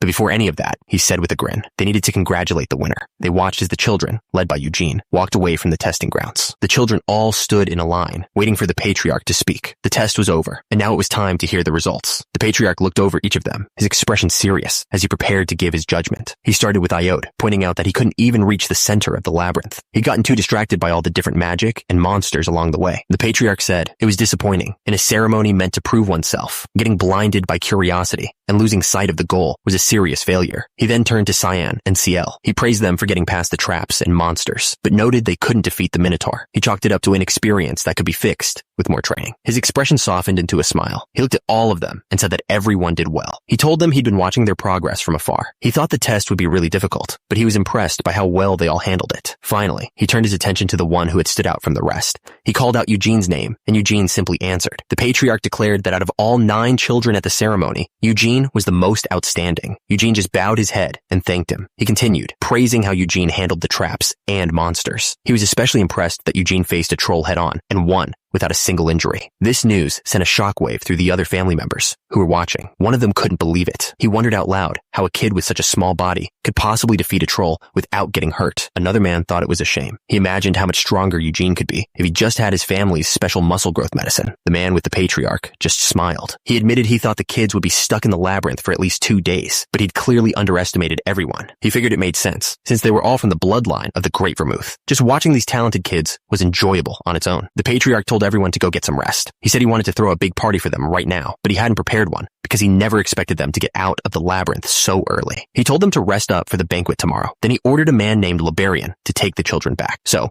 the children started to head back, following the adults. But just as they were leaving, the patriarch called out to Eugene. He told him to come with him. Ciel looked over, surprised by the sudden change of plans. She asked the patriarch if he was giving Eugene his reward right now. He just smiled and said there was no reason to wait. Ciel realized where he was taking him, the underground treasure vault. She'd begged her father for years to see it, but he had never once taken her there. She just watched as the patriarch led Eugene down the path, away from everyone else. The sun was warm as they walked down the path. The patriarch led Eugene away from the main grounds, just the two of them. As they walked, the patriarch praised Eugene for being so good with different weapons. Eugene just said he was being given too much credit, but the old man insisted it wasn't just empty praise. He pointed out that Eugene used a sword and shield in the labyrinth, and a spear when he fought Cyan and Desaria. Eugene was a little surprised, so he even knew about the fight with Desaria. But then, he figured it made sense, since the man was the head of the entire family. The patriarch continued, explaining that even though the sword is the symbol of the Lionhearts today, their ancestor, the Great Vermouth, could use any weapon perfectly. He was so good, he was called the God of War, the master of all. But he added that Vermouth wasn't the only one. His friend, Sir Hamel, was also a master of weapons, second only to the great hero himself. Eugene cleared his throat and mentioned that in the stories he'd read, Hamel was always called Stupid Hamel. The patriarch laughed. He said he'd read those stories too, but argued that if Hamel wasn't so troublesome, the whole tale would have been pretty boring. Then he looked at Eugene and made a confession. To be honest, He actually liked Sir Hamel more than Sir Vermouth. Eugene was stunned. He couldn't believe what he was hearing. He had to ask why. The patriarch explained that he liked Hamel's human qualities more than Vermouth's godlike perfection. He said that even the storybooks showed it. He recounted how Hamel always felt he was second best to Vermouth, but he never despaired. Instead, he just tried even harder, always pushing past his limits. And in the end, the patriarch said with deep respect, Hamel sacrificed himself for his friends. Eugene knew the patriarch was right. Storybooks always exaggerated things to teach a lesson. But still, hearing someone speak so highly of his past self felt strange. The patriarch seemed to be thinking the same thing. A huge grin spread across Eugene's face. He admitted that he liked Sir Hamel too, and that it felt good to hear someone say it. The patriarch just smiled, looking satisfied with the boy's answer. With their conversation over, he led Eugene towards a small tower guarded by knights. The guards opened the heavy doors, and the two of them walked inside. The room was empty, except for a single staircase leading down into the darks. They started down the steps, heading deep underground. The patriarch told him this was a special place. Eugene was the first person who wasn't the head of the family ever come down here. Eugene couldn't believe it and asked if he was really allowed inside. The patriarch smiled, reminding him of the promise he'd made. He explained that this had already been approved by the elders of the Senate. Eugene knew exactly who the Senate was. They were the old lions of the Lionheart family, the most powerful figures, including past family heads and even members from the collateral lines. As they continued down, Eugene asked what was in the treasure vault. The patriarch explained it held inheritances built up over hundreds of years, including treasures that once belonged to the great Vermouth. That got Eugene's attention. He immediately asked if the holy sword was down there too. The patriarch confirmed that it was, but told him straight up that he wouldn't be able to have it. The holy sword wasn't just a weapon. It was a symbol of the entire Lionheart family. It couldn't belong to just one person. Eugene looked a little disappointed, admitting it was a shame. The patriarch added that there was another reason. Ever since Sir Vermouth, not a single person had been acknowledged by the holy sword. Eugene was confused by the word acknowledged. The patriarch just told him he'd understand what he meant when he held it himself. They continued down the stairs, finally reaching a massive, ornate door. To open it, the patriarch bit his thumb, drawing a drop of blood. He let the blood fall onto a small golden lion head statue. Eugene watched, his eyes wide with curiosity. The moment the blood touched it, the statue's eyes began to glow with a bright blue light. A loud, grinding sound echoed through the hall as the giant circular door started to open. The massive door slid open, revealing the entrance to the family's treasure vault. They both stood there, staring into the darkness of the room beyond. The patriarch gestured for him to go inside. Eugene turned and asked if he was coming with him. He smiled and said he'd wait outside. He didn't want his presence to influence the boy's decision, explaining that Eugene should choose what he truly wanted. Eugene grinned, thanking him for being so thoughtful. With that, Eugene walked past him and stepped into the vault. The massive door began to grind shut behind him, leaving him completely alone in the dark. A wicked grin spread across his face. He was finally alone with all the family treasures, and he couldn't wait to see what was first on the list. The room was huge, filled with legendary weapons, but his eyes were immediately drawn to the center of the vault. A holy sword was floating there, glowing with an incredible golden light. This was the symbol of the Lionheart family, the sword of the great hero Vermouth. A greedy smile spread across his face. He wondered if he should just go ahead and try pulling it out. He remembered the stories. The holy sword was a gift from God, a weapon that had existed since the very beginning of the Holy Empire. It had been sealed away for ages, and only one person was ever acknowledged as its master, Vermouth. 300 years ago, that same sword had pierced the Demon King of Slaughter, one of the most powerful demons in existence. But Eugene remembered something else. After that one incredible fight, Vermouth basically just used the legendary sword as a torch. He knelt down in front of it, studying the golden glow. Then, he wrapped his hands firmly around the hilt. A huge, excited grin spread across his face as he got ready to pull. He pulled with every ounce of strength he had, but the sword didn't move an inch. It felt like it was fused to the ground. He grunted, pulling with all his might. The sword wouldn't budge at all. He let go, frustrated. Besides, the patriarch had already told him he couldn't have it anyway. It was time to find something else. He walked down the long hall, past rows of other legendary weapons, glowing on their stands. That's when he stopped. He recognized the next weapon on display. It was Aspel, the Sword of Gluttony. He remembered it well from his past life. Aspel had a special power. It could eat any mana it cut and turn it into its own strength. With a single swing, it could slice right through a powerful magic spell. But there was a catch. The only reason Vermouth could use it properly was because he was also an amazing magician. For Eugene right now, that sword was way too much to handle. As he walked deeper into the vault, he started seeing other weapons he knew from his past life. There was the draconian spear Carbos. It took a while to heat up, but its flames were as powerful as a dragon's breath. He saw the Stormblade Winneth, a sword blessed by the elemental spirit king of wind.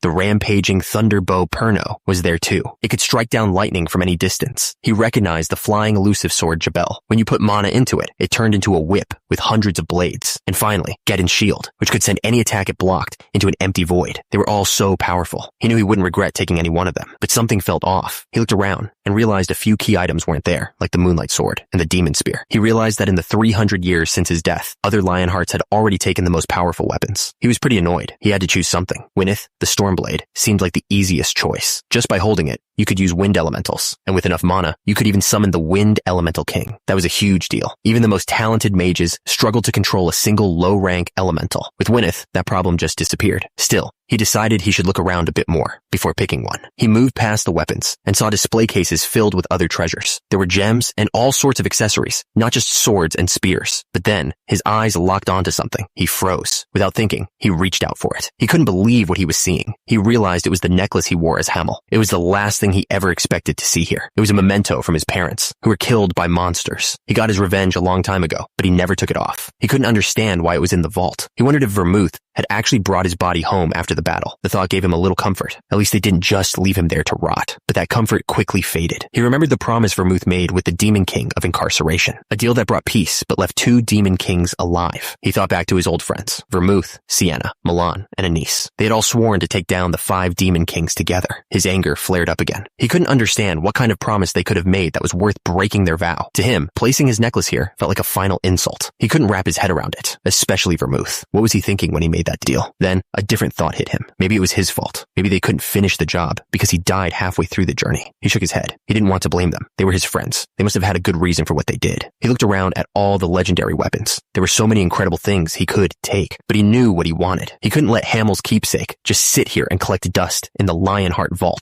When the vault door opened, the Patriarch was waiting. He looked at what Eugene was holding and seemed completely surprised, asking if that was really what he picked. Eugene just smiled, holding up the necklace. He told him he just liked it. The Patriarch couldn't believe it. With all the amazing treasures in there, he chose a simple necklace. Eugene just explained that all the other weapons were things he couldn't handle yet. The Patriarch asked to see the necklace for a moment, and Eugene handed it over. He looked it over. It was an old, poorly made necklace. The gem wasn't valuable, and the craftsmanship was simple. Gilead held it up, completely baffled. He called it a cheap necklace, and wondered what something like this was even doing in the family vault. He decided to check it against the vault's registration system, holding it over the golden lion statue. The statue's eyes glowed red. He looked surprised. The necklace wasn't registered in the vault's records at all. He told Eugene that this wasn't a treasure of the Lionheart family. It was something that never should have been inside the vault in the first place. The Patriarch explained that the necklace had no real value. You couldn't even sell it for enough to buy a cheap sword. Despite all that, he asked Eugene if he was sure this was what he wanted. Eugene's face lit up. Without a moment of hesitation, he confirmed that was exactly what he wanted. The Patriarch sighed. He said if Eugene really wanted it, then it couldn't be helped. But there was one condition. Since the item wasn't registered, he explained he'd need to have someone named Lobarian appraise it. There was a chance it could have some kind of spell on it. Eugene immediately asked if he could have it back once it was checked out. Gilead gave him a reassuring smile and promised he would. He admitted he never expected this to happen. Technically speaking, what Eugene brought out wasn't a treasure of the Lionheart family, so that meant Eugene could go back inside and pick a different treasure. Eugene's eyes went wide. He couldn't believe what he was hearing. The Patriarch confirmed it. The original promise still stood. Eugene could go back and pick a treasure from the vault. Eugene quickly thanked him, then bolted back towards the vault without wasting a second. He couldn't believe how reasonable the Patriarch was. So different from the Vermouth he remembered. With a second chance like this, he wasn't going to hesitate. He went straight for the one he wanted, the Stormblade Wynneth. The blade glowed with power as he held it up. A wide grin spread across his face. The legendary sword was finally his. Night had fallen by the time he walked out of the vault, but as soon as he stepped outside, a girl from another collateral family was waiting for him. Her name was Desira, and she was furious. She demanded to know why he didn't pick the spear, especially when he was so good with it. Eugene just brushed her off, telling her it was his choice. He was good with the sword too, so it didn't matter. Desira was so frustrated she could barely speak. That's when another kid stepped in. He looked at the sword and commented that it seemed too light for Eugene. He argued that with Eugene's power, a heavy weapon like a hammer or an axe would be a much better fit. But Eugene just repeated himself. It was his choice. The guy started flexing, inviting Eugene to visit his family and offering him all the muscle-growing potions he could want. Eugene was not interested. The muscular kid tried to calm Desira down, but she just looked even more annoyed by all the noise. She ignored everyone else, her eyes fixed on Eugene. Then she gave him a simple command: draw the sword. Eugene didn't even flinch. He just stared back at them, completely sure of his choice. With a smooth motion, he drew the sword from its sheath. It immediately began to glow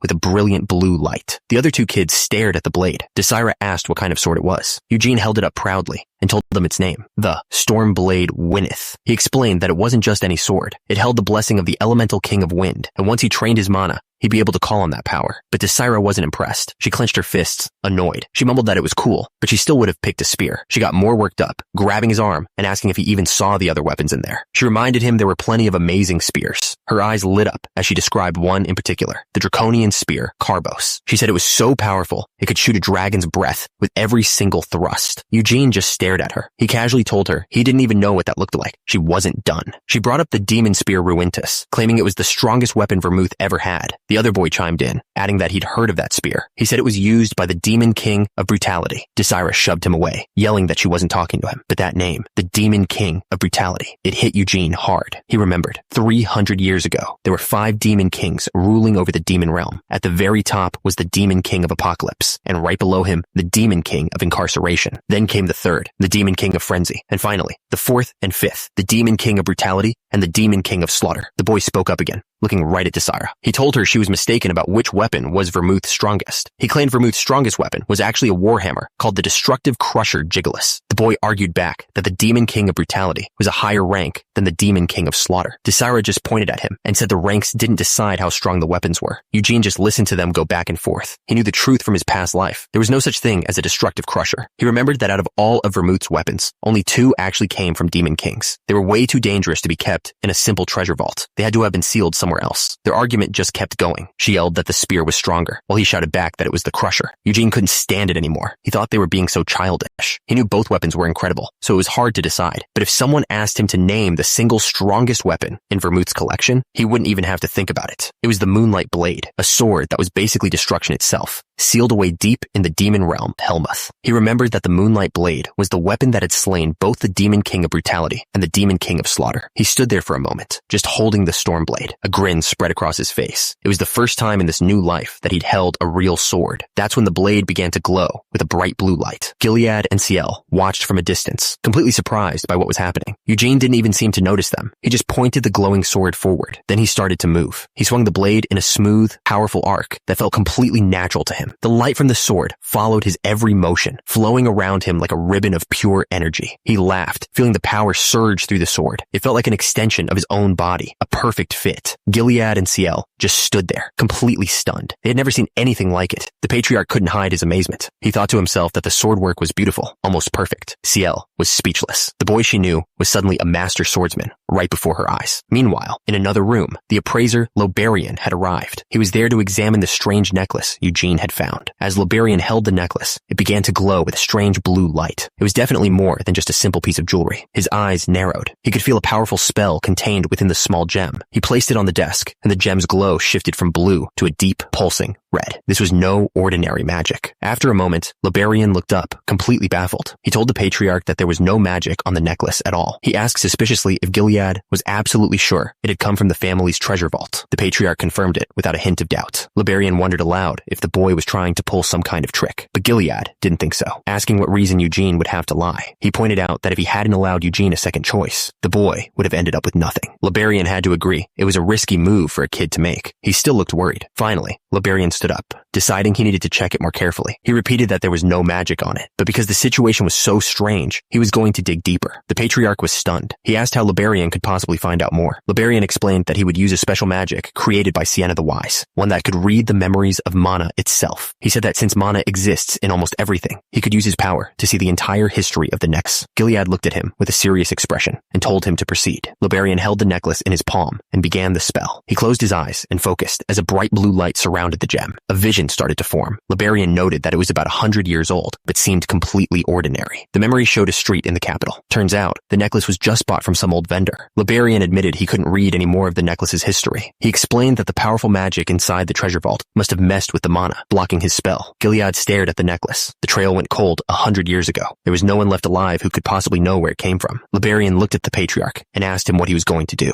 The patriarch made up his mind. He said if the necklace wasn't magical, he'd just give it to Eugene. After all, the boy wanted it so badly, he was willing to pass up a real treasure for it. Lobarian smiled, pointing out that Gilead seemed to have really taken a liking to the boy. The patriarch just smiled back, his expression saying it all. He placed the necklace down on the table. The investigation was over. Gilead looked out the window. He could see Eugene outside. practicing his mana. He then asked what reason he could possibly have not to like him. Gilead finally spoke up. He told Lobarian he was going to make the offer. Lobarian's eyes widened. She stammered, asking if he really meant that offer. The patriarch smiled. He was going to adopt Eugene Lionheart. He was going to make the boy his own son. But Eugene had no idea. He was just outside, completely lost in his training. A man with a friendly smile suddenly appeared, waving hello. The maid next to Eugene gasped. She recognized the man immediately. It was Sir Jian. Eugene's eyes narrowed. He knew that name. Jian Lionheart. This was no ordinary family member. Jian was the youngest brother of the patriarch himself. He was known for being a bit strange, never marrying, and instead joining his brother on his journeys. Eugene stepped forward and introduced himself, making it clear he knew exactly who he was talking to.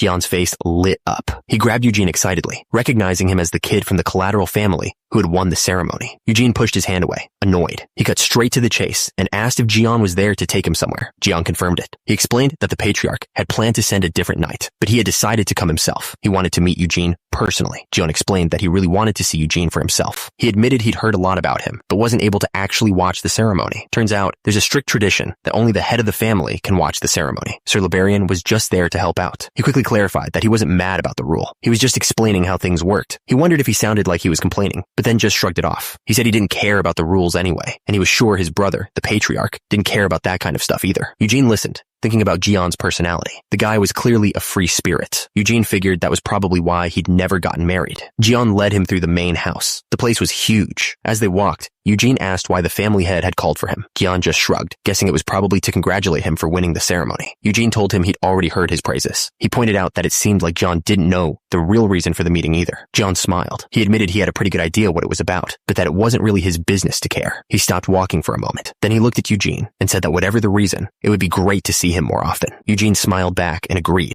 They finally reached the door. Eugene knocked and announced his name. A voice from inside told him to enter. He took a breath, ready for whatever was coming. Jian opened the large, heavy door for him. He gave Eugene a quick wink before sending him inside. Eugene thought to himself that while Jian was a good guy, he could be a little much sometimes. He stepped into a huge office. Standing by the window was the head of the family, Gilead Lionheart. The patriarch apologized for calling him in so suddenly and told him to have a seat. Eugene sat down across from him at a small table. Gilead got straight to the point. He placed the red necklace on the table between them. He explained that he'd had Sir Lobarian check it out. Turns out, it was just a normal, everyday necklace with no magic at all. Eugene looked skeptical. He couldn't believe what he was hearing. Gilead explained that they had even read the memory of the mana inside the necklace, but found nothing strange. Eugene's eyes widened. He knew that magic. It was a spell created by his old companion, Sienna the Wise. He remembered her showing it to him centuries ago. Back in the present, Eugene leaned forward and asked what the memory showed. Gilead told him the memory was of the necklace being sold on a street in the capital about 100 years ago. Eugene grabbed the necklace, his mind racing. That was impossible. He knew this was his necklace from 300 years ago. He wore it for decades. There was no way he was mistaken. He knew Sir Liberian had no reason to lie. That left only one possibility. Did he somehow read the memory wrong? He realized what must have happened. Someone with incredible power had used magic to hide the necklace's true history. He couldn't help but wonder. Was it vermouth? He sat there in silence, weighing his options. He knew he couldn't prove anything right now, but that didn't matter. He had to get that necklace back. So he put on his best kid face and asked hopefully if he could keep it. Gilead smiled, holding out the necklace. He told Eugene that a promise was a promise, and he could have it. Eugene beamed and quickly thanked him, taking the necklace from the table. He didn't waste a second, immediately putting the familiar necklace around his neck. But then, Gilead's tone changed. He explained that the necklace wasn't the only reason he'd called him. There was something else he needed to discuss. Gilead told him the offer might seem sudden, but it was for his future. Eugene's mind started racing. What could he possibly be offering? Gilead leaned forward, his hands clasped together. He looked Eugene straight in the eye and began to ask, but Eugene immediately jumped to the wrong conclusion. He quickly said that while Ciel was kind, he had no interest in getting married right now. Suddenly, it all made sense in his head. Ciel had been so friendly, even after he humiliated her brother. He figured it must have all been a setup. He glared at the patriarch. He'd thought Gilead was a decent guy, but now he saw him as just another schemer. He tried to let him down easy, explaining that he was too young and would need his father's permission anyway. But then, he paused. Gilead quickly cut him off, telling him he had it all wrong. He wasn't trying to marry him to Ciel. Eugene just stared, completely frozen. He had been so sure. Then, a deep blush spread across his face. He was so embarrassed he could barely think straight. He couldn't believe he'd been thinking about marriage to a 13-year-old. He felt like a complete idiot. He wondered if being in a kid's body was making his brain go soft. If it wasn't marriage, then what was this all about? Gilead finally revealed the real reason he'd called him. He wanted to adopt Eugene and make him his son. Eugene's mind went blank. He couldn't believe what he was hearing. The shock quickly turned into calculation. He realized this was a clever way to tie him permanently to the main family, an adopted son. The idea was just too sudden for him to process. Seeing how flustered Eugene was, Gilead admitted the whole marriage talk had been his mistake. Then he sweetened the deal. He said if Eugene agreed, his father, Gerhard, would also be brought to the main family. Eugene looked down, trying to make sense of it all. He pointed out that this would mean he'd have 2 fathers. Gilead told him not to worry about that. This wasn't about replacing anyone. It was about his whole family joining the main branch. He explained that he was already a father of 3. He wasn't trying to take Gerhard's son away from him. He hadn't even met Gerhard yet, but he promised to treat him with the respect of a brother.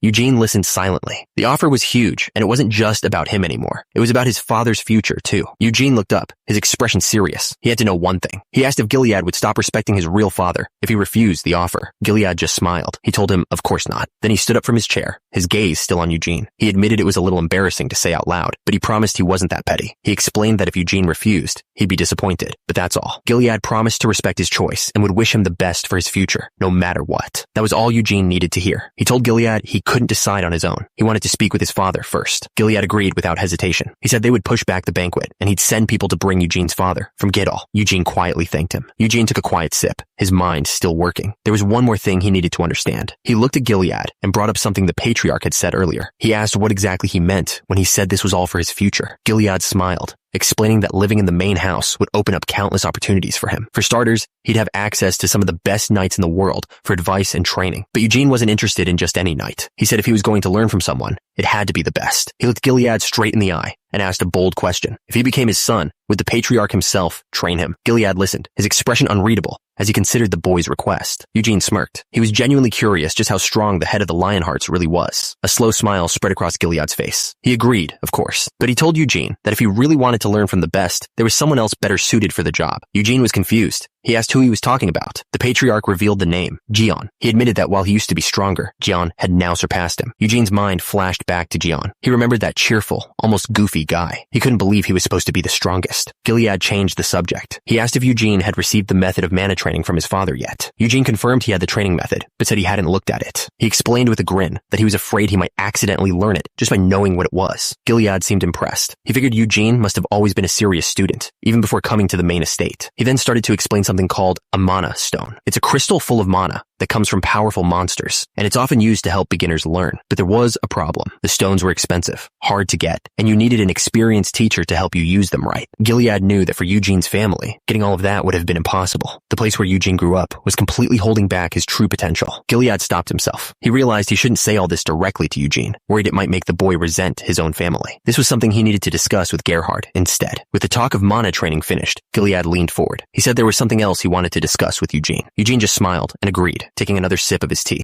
They sat there for a while longer, just the two of them, in that huge, quiet room. By the time they were done, the tea was gone and the desserts were untouched. Eugene stood up to leave. Gilead told him to wait, offering to call someone to show him the way back. But Eugene just shook his head with a grin. He said it was fine. He'd just treat it like a stroll. He walked alone down the long, empty hall of the main estate. As he moved, he felt a strange energy tingling around him. Something was nearby. Suddenly, he caught the strong scent of perfume in the air. He realized someone was standing just around the corner, up ahead. They weren't moving at all. It was obvious they were waiting for him. He walked down the hall to see who it was. As he got closer, he saw the edge of an elegant dress. He rounded the corner and found himself standing right in front of her. She put a hand to her mouth and acted surprised, calling out his name as if it were a total coincidence. But Eugene knew better. She had been waiting for him the whole time. He decided to play along with her little game. He was completely taken by surprise. He quickly composed himself, bowing politely, as he introduced himself as Eugene Lionheart from Gidal. The woman smiled. She mentioned hearing that he'd been speaking with her husband and pretended she had no idea he was still around. But Eugene didn't buy it. He cut straight to the point and asked if there was something she needed from him. Her polite smile vanished the moment he wasn't looking. In her mind, she thought he was an arrogant brat, but she had to admit he had a right to be. He was a kid from the countryside who had beaten the main family and won the ceremony. She knew this kid was going to grow into something powerful. It would be much smarter to stay on his good side. She even thought marrying her daughter Ciel to him wouldn't be a bad idea. Turns out, that was the real reason she'd told Ciel to get close to him in the first place. She leaned in with a sly smile and asked what he and her husband had been talking about. Eugene didn't hesitate. He told her flat out that it wasn't something he should be telling her. She laughed nervously, pretending she wasn't trying to pry.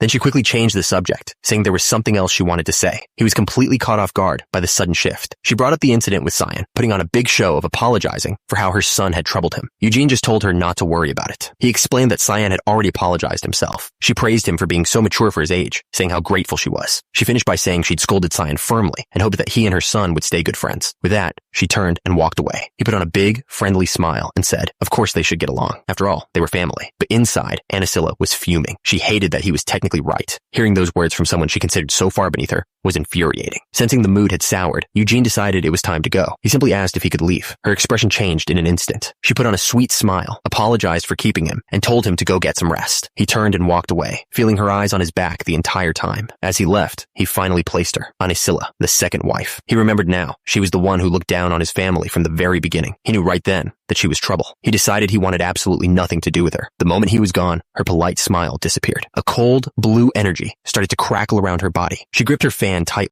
He was gone. Her polite smile disappeared. A cold, blue energy started to crackle around her body. She gripped her fan tightly, her anger finally showing. 2 days later, Eugene's father, Gerhard Lionheart, finally arrived from the distant Geidel province. He stepped out onto the grounds of the main estate. The patriarch, Gelade Lionheart, was there to greet him. Gerhard looked completely overwhelmed, standing next to the head of the family. He still couldn't believe it. He had to ask Gelade if it was true, if Eugene had really been victorious at the ceremony. Tears started to well up in his eyes. His son had actually beaten the children of the main family. He'd always known Eugene was extraordinary, but Gerhard felt like he was holding his son back, that he couldn't give him the support he truly deserved. He had expected Eugene to be humbled. He thought the ceremony would teach his son a harsh lesson, that the gap between their families was just too wide to cross. That's what he had believed, but he was wrong. Then, Gerhard heard a voice call out to him. He looked up and saw Eugene waving from across the courtyard, standing right next to the patriarch. Gerhard called out his name, and Eugene's face lit up with a huge smile. Without a second of hesitation, Gerhard ran. He grabbed his son and pulled him into a powerful hug. Gelade watched the emotional reunion with a small smile. Tears streamed down Gerhard's face as he told Eugene how incredibly proud he was. Eugene just grinned. He reminded his father that he'd promised to send good news, and playfully asked if he'd actually doubted him. Gerhard apologized. His voice choked with emotion. He admitted that he hadn't trusted his son enough. The patriarch, Gelade, watched the two of them, his expression unreadable. That's when Gerhard finally seemed to realize who was standing there. He quickly bowed and introduced himself, apologizing for his late greeting. Gelade simply smiled and introduced himself. He politely apologized for the sudden invitation. Gerhard was completely flustered. He shook the patriarch's hand and insisted that he was just grateful to have been invited at all. Gelade said he didn't want to interrupt their reunion, but he asked if they would mind coming inside for a conversation. Gerhard eagerly agreed, saying it would be his pleasure. With that settled, Gelade led the way inside. Gerhard followed, glancing back at his son as they walked. The main family's residence was exactly as grand as you'd expect. Inside, Gerhard sat across from Gelade, completely stunned. He stammered, asking if they were really talking about adoption. Gelade calmly took a sip of his tea and confirmed that yes, that's exactly what he was proposing. He explained that if Eugene was adopted, Gerhard himself would also be accepted as a member of the main family. Gerhard's face was full of worry. This was a huge deal, coming completely out of nowhere. Suddenly, Gerhard stood up from his chair. He bowed his head and said that even if it was rude, he had to speak his mind. He told Gelade he was grateful for seeing his son in such a good light. But when he thought about Eugene's future, he couldn't just accept. Gelade listened patiently and asked Gerhard to explain what he meant. Gerhard explained his fear. He was worried that the other members of the main family would treat Eugene badly. He pointed out that the patriarch already had 3 children. If Eugene was adopted, he'd just be stealing the spotlight from them. Gelade nodded, understanding his concerns completely. Gerhard went on, saying he didn't want to limit his son's future, but the main family would never, ever accept a child from a collateral line becoming the head of the family.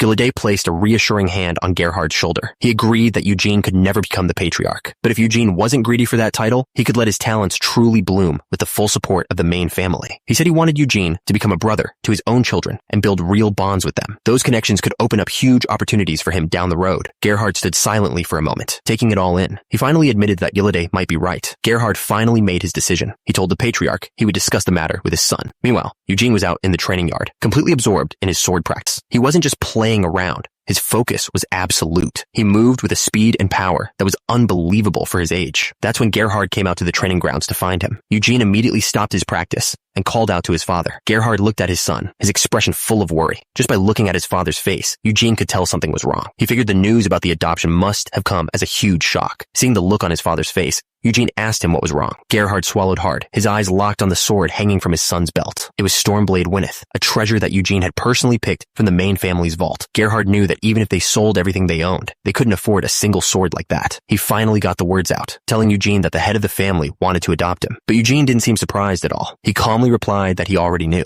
Gerhard looked at his son seriously. He said he hoped Eugene would join the main family because it was the best thing for his future. But as he said it, he clenched his fist. He warned Eugene that if he did accept, things were going to get much, much harder. Eugene just shrugged, agreeing that there would definitely be trouble ahead. But he grinned, reminding his father that he'd never been the type to go down without a fight. Gerhard was completely overwhelmed, his voice cracking as he said Eugene's name. He grabbed his son's shoulders, telling him to never forget the name that he and his late mother had given him. Eugene smiled. He promised that even if he became an adopted son of the main family, Gerhard would always be his real father. That was all it took. Gerhard broke down completely, pulling his son into a tight, tearful hug. As his father cried, Eugene was already thinking ahead. He knew the adoption would be annoying, but the rewards were worth it. He had no interest in becoming the head of the Lionheart family. The problem was, he knew nobody else was going to believe that. He knew the patriarch's two wives, Theonis and Anicilia, would have no choice but to be wary of him. He figured there were two ways to handle all the attention and complaints. The first was simple, just ignore it all. Or there was another way. He could just unleash his power. He could draw his blade and face them head on. That second option was much more his style. Crush anyone and anything that got in his way. To mark the occasion, Gilliday, the head of the Lionheart family, invited every kid who participated in the ceremony, along with their families, to a grand ball. It was officially a party to celebrate the victory of a collateral line. This was a polite way to avoid focusing on the main family's humiliation. As soon as they arrived, people started approaching Eugene's father, Gerhard. One of the men praised Eugene's talent, then immediately tried to sell Gerhard on his family's secret muscle growth medicine, something even the main family didn't have. He insisted they meet later to get better acquainted as fellow members of the collateral line. Gerhard looked overwhelmed and just nervously agreed. Eugene watched from a distance. He knew if he went over there, he'd just become the center of attention. He could tell right away that the loud man was Gargus's father. His eyes scanned the room and landed on another group. It was Cyan, standing stiffly next to his mother. The kid looked absolutely miserable. His mother, Ancilla, told him to stand proud. She warned her son that from now on, he was going to be compared to Eugene constantly. She spelled it out for him. People would mock him for losing the duel, and they'd laugh at the main family for losing the ceremony for the first time ever. Cyan didn't say a word. He just looked down, completely ashamed. Ancilla told him he had to feel the embarrassment, but he couldn't fall into despair. She reminded him that no matter what, he was her son and a direct descendant of Lionheart. He quietly agreed. She explained that while Eugene couldn't become the head of the family, Cyan couldn't afford to get lazy. He had to work even harder now to claim his spot.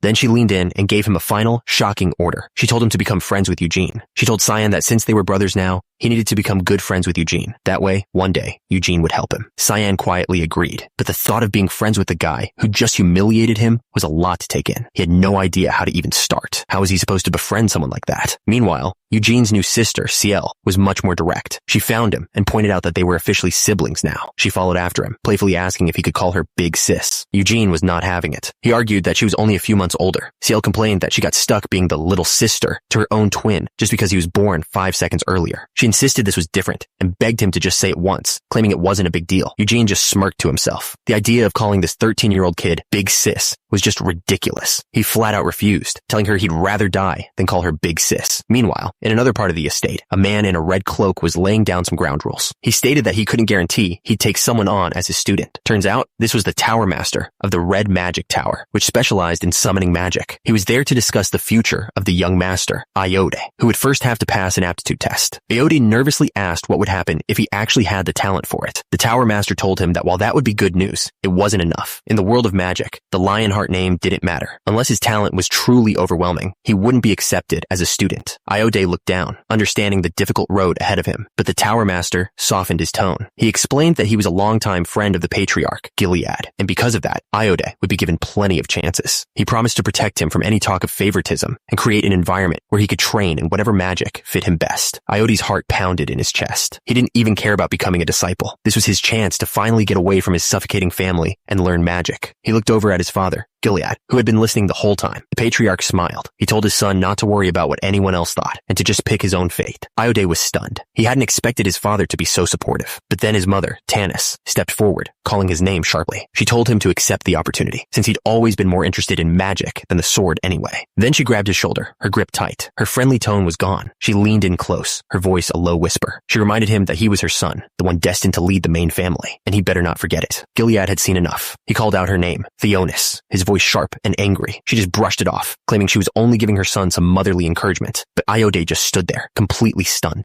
But inside, her mind was racing. She could already picture her rival, Ancilla, jumping for joy that Iode was being sent away. She knew this was a setback, but she felt like she had no other choice. The truth was, she knew Iode wasn't born with the talent of a Lionheart. He was weak, and he was naive. So this was her strategy. By sending him to Aroth, he could get stronger and build connections with powerful magicians to support him later. She looked him in the eye one last time. She reminded him of who he was, a true son of the Lionheart family. Iode looked down, clearly unhappy with his mother's plan, but he agreed to it anyway. Night turned into morning. The day after the ball, everyone started to leave. Yodi and a man named Lobarian were the first to go, heading off to Arath. Soon after, all the other collateral families packed up and went home too. That meant the massive guest house was now all for Eugene and his father. Gerhard seemed to be enjoying the new lifestyle. With the estate quiet, it was finally time for Eugene to begin his real training. This would be the first time he'd learn about mana since being reborn. There are basically two ways to develop mana, through special breathing exercises or through intense physical training. The first lesson was about the two ways to gather mana. You could do it through intense physical training, or you could do it through special breathing exercises. Both were hard, but breathing was way more effective. In his past life,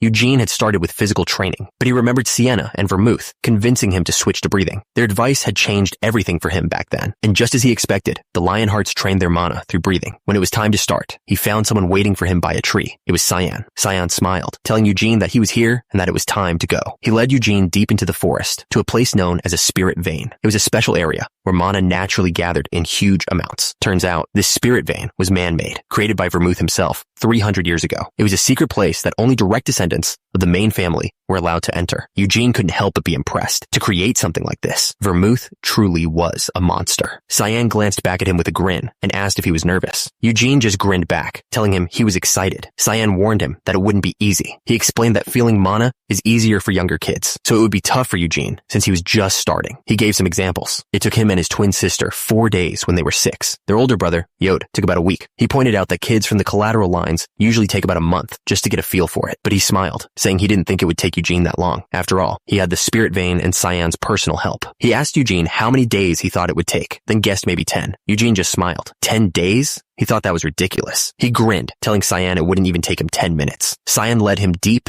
into the forest, stopping in front of a small cabin. This was the location of the spirit vein, a place created by the great Vermouth himself. It was time to see if Eugene could actually back up his words. In the woods, hidden from sight, Cyan pushed open the door, and they both stepped inside. He gestured for Eugene to follow him. The cabin was just an entrance. It led to a long staircase that went deep underground. At the bottom was a huge, empty room. A massive golden pattern was etched into the floor. Cyan pointed to the very center of the circle and told Eugene to sit there. Eugene crouched down, his hand touching the golden lines. He could already feel the power humming beneath the floor. With Eugene in position, Cyan started the lesson. He explained that the main family's mana training method was a secret, passed down directly from their ancestor, the Great Vermouth. Cyan went on to explain that since the collateral lines couldn't inherit the original technique, they were given a weaker, imitation version called the Red Flame method. He held out his hand, telling Eugene that he was about to see the real thing. The original method only passed down in the main family. Suddenly, a huge wave of mana exploded from him. This was the legendary White Flame method. He stood there, grinning, completely surrounded by the powerful aura. Eugene watched him. He'd never heard that name before, but he recognized the technique instantly. He remembered Vermouth. His old friend's mana was so thick, it would literally form into white flames around his body. It even looked like the mane of a lion. He remembered that in his last life, as Hamel, he was never able to overcome that flame. Cyan told him that since he probably wouldn't be able to sense mana at first, they'd just start with breathing exercises. But a second later,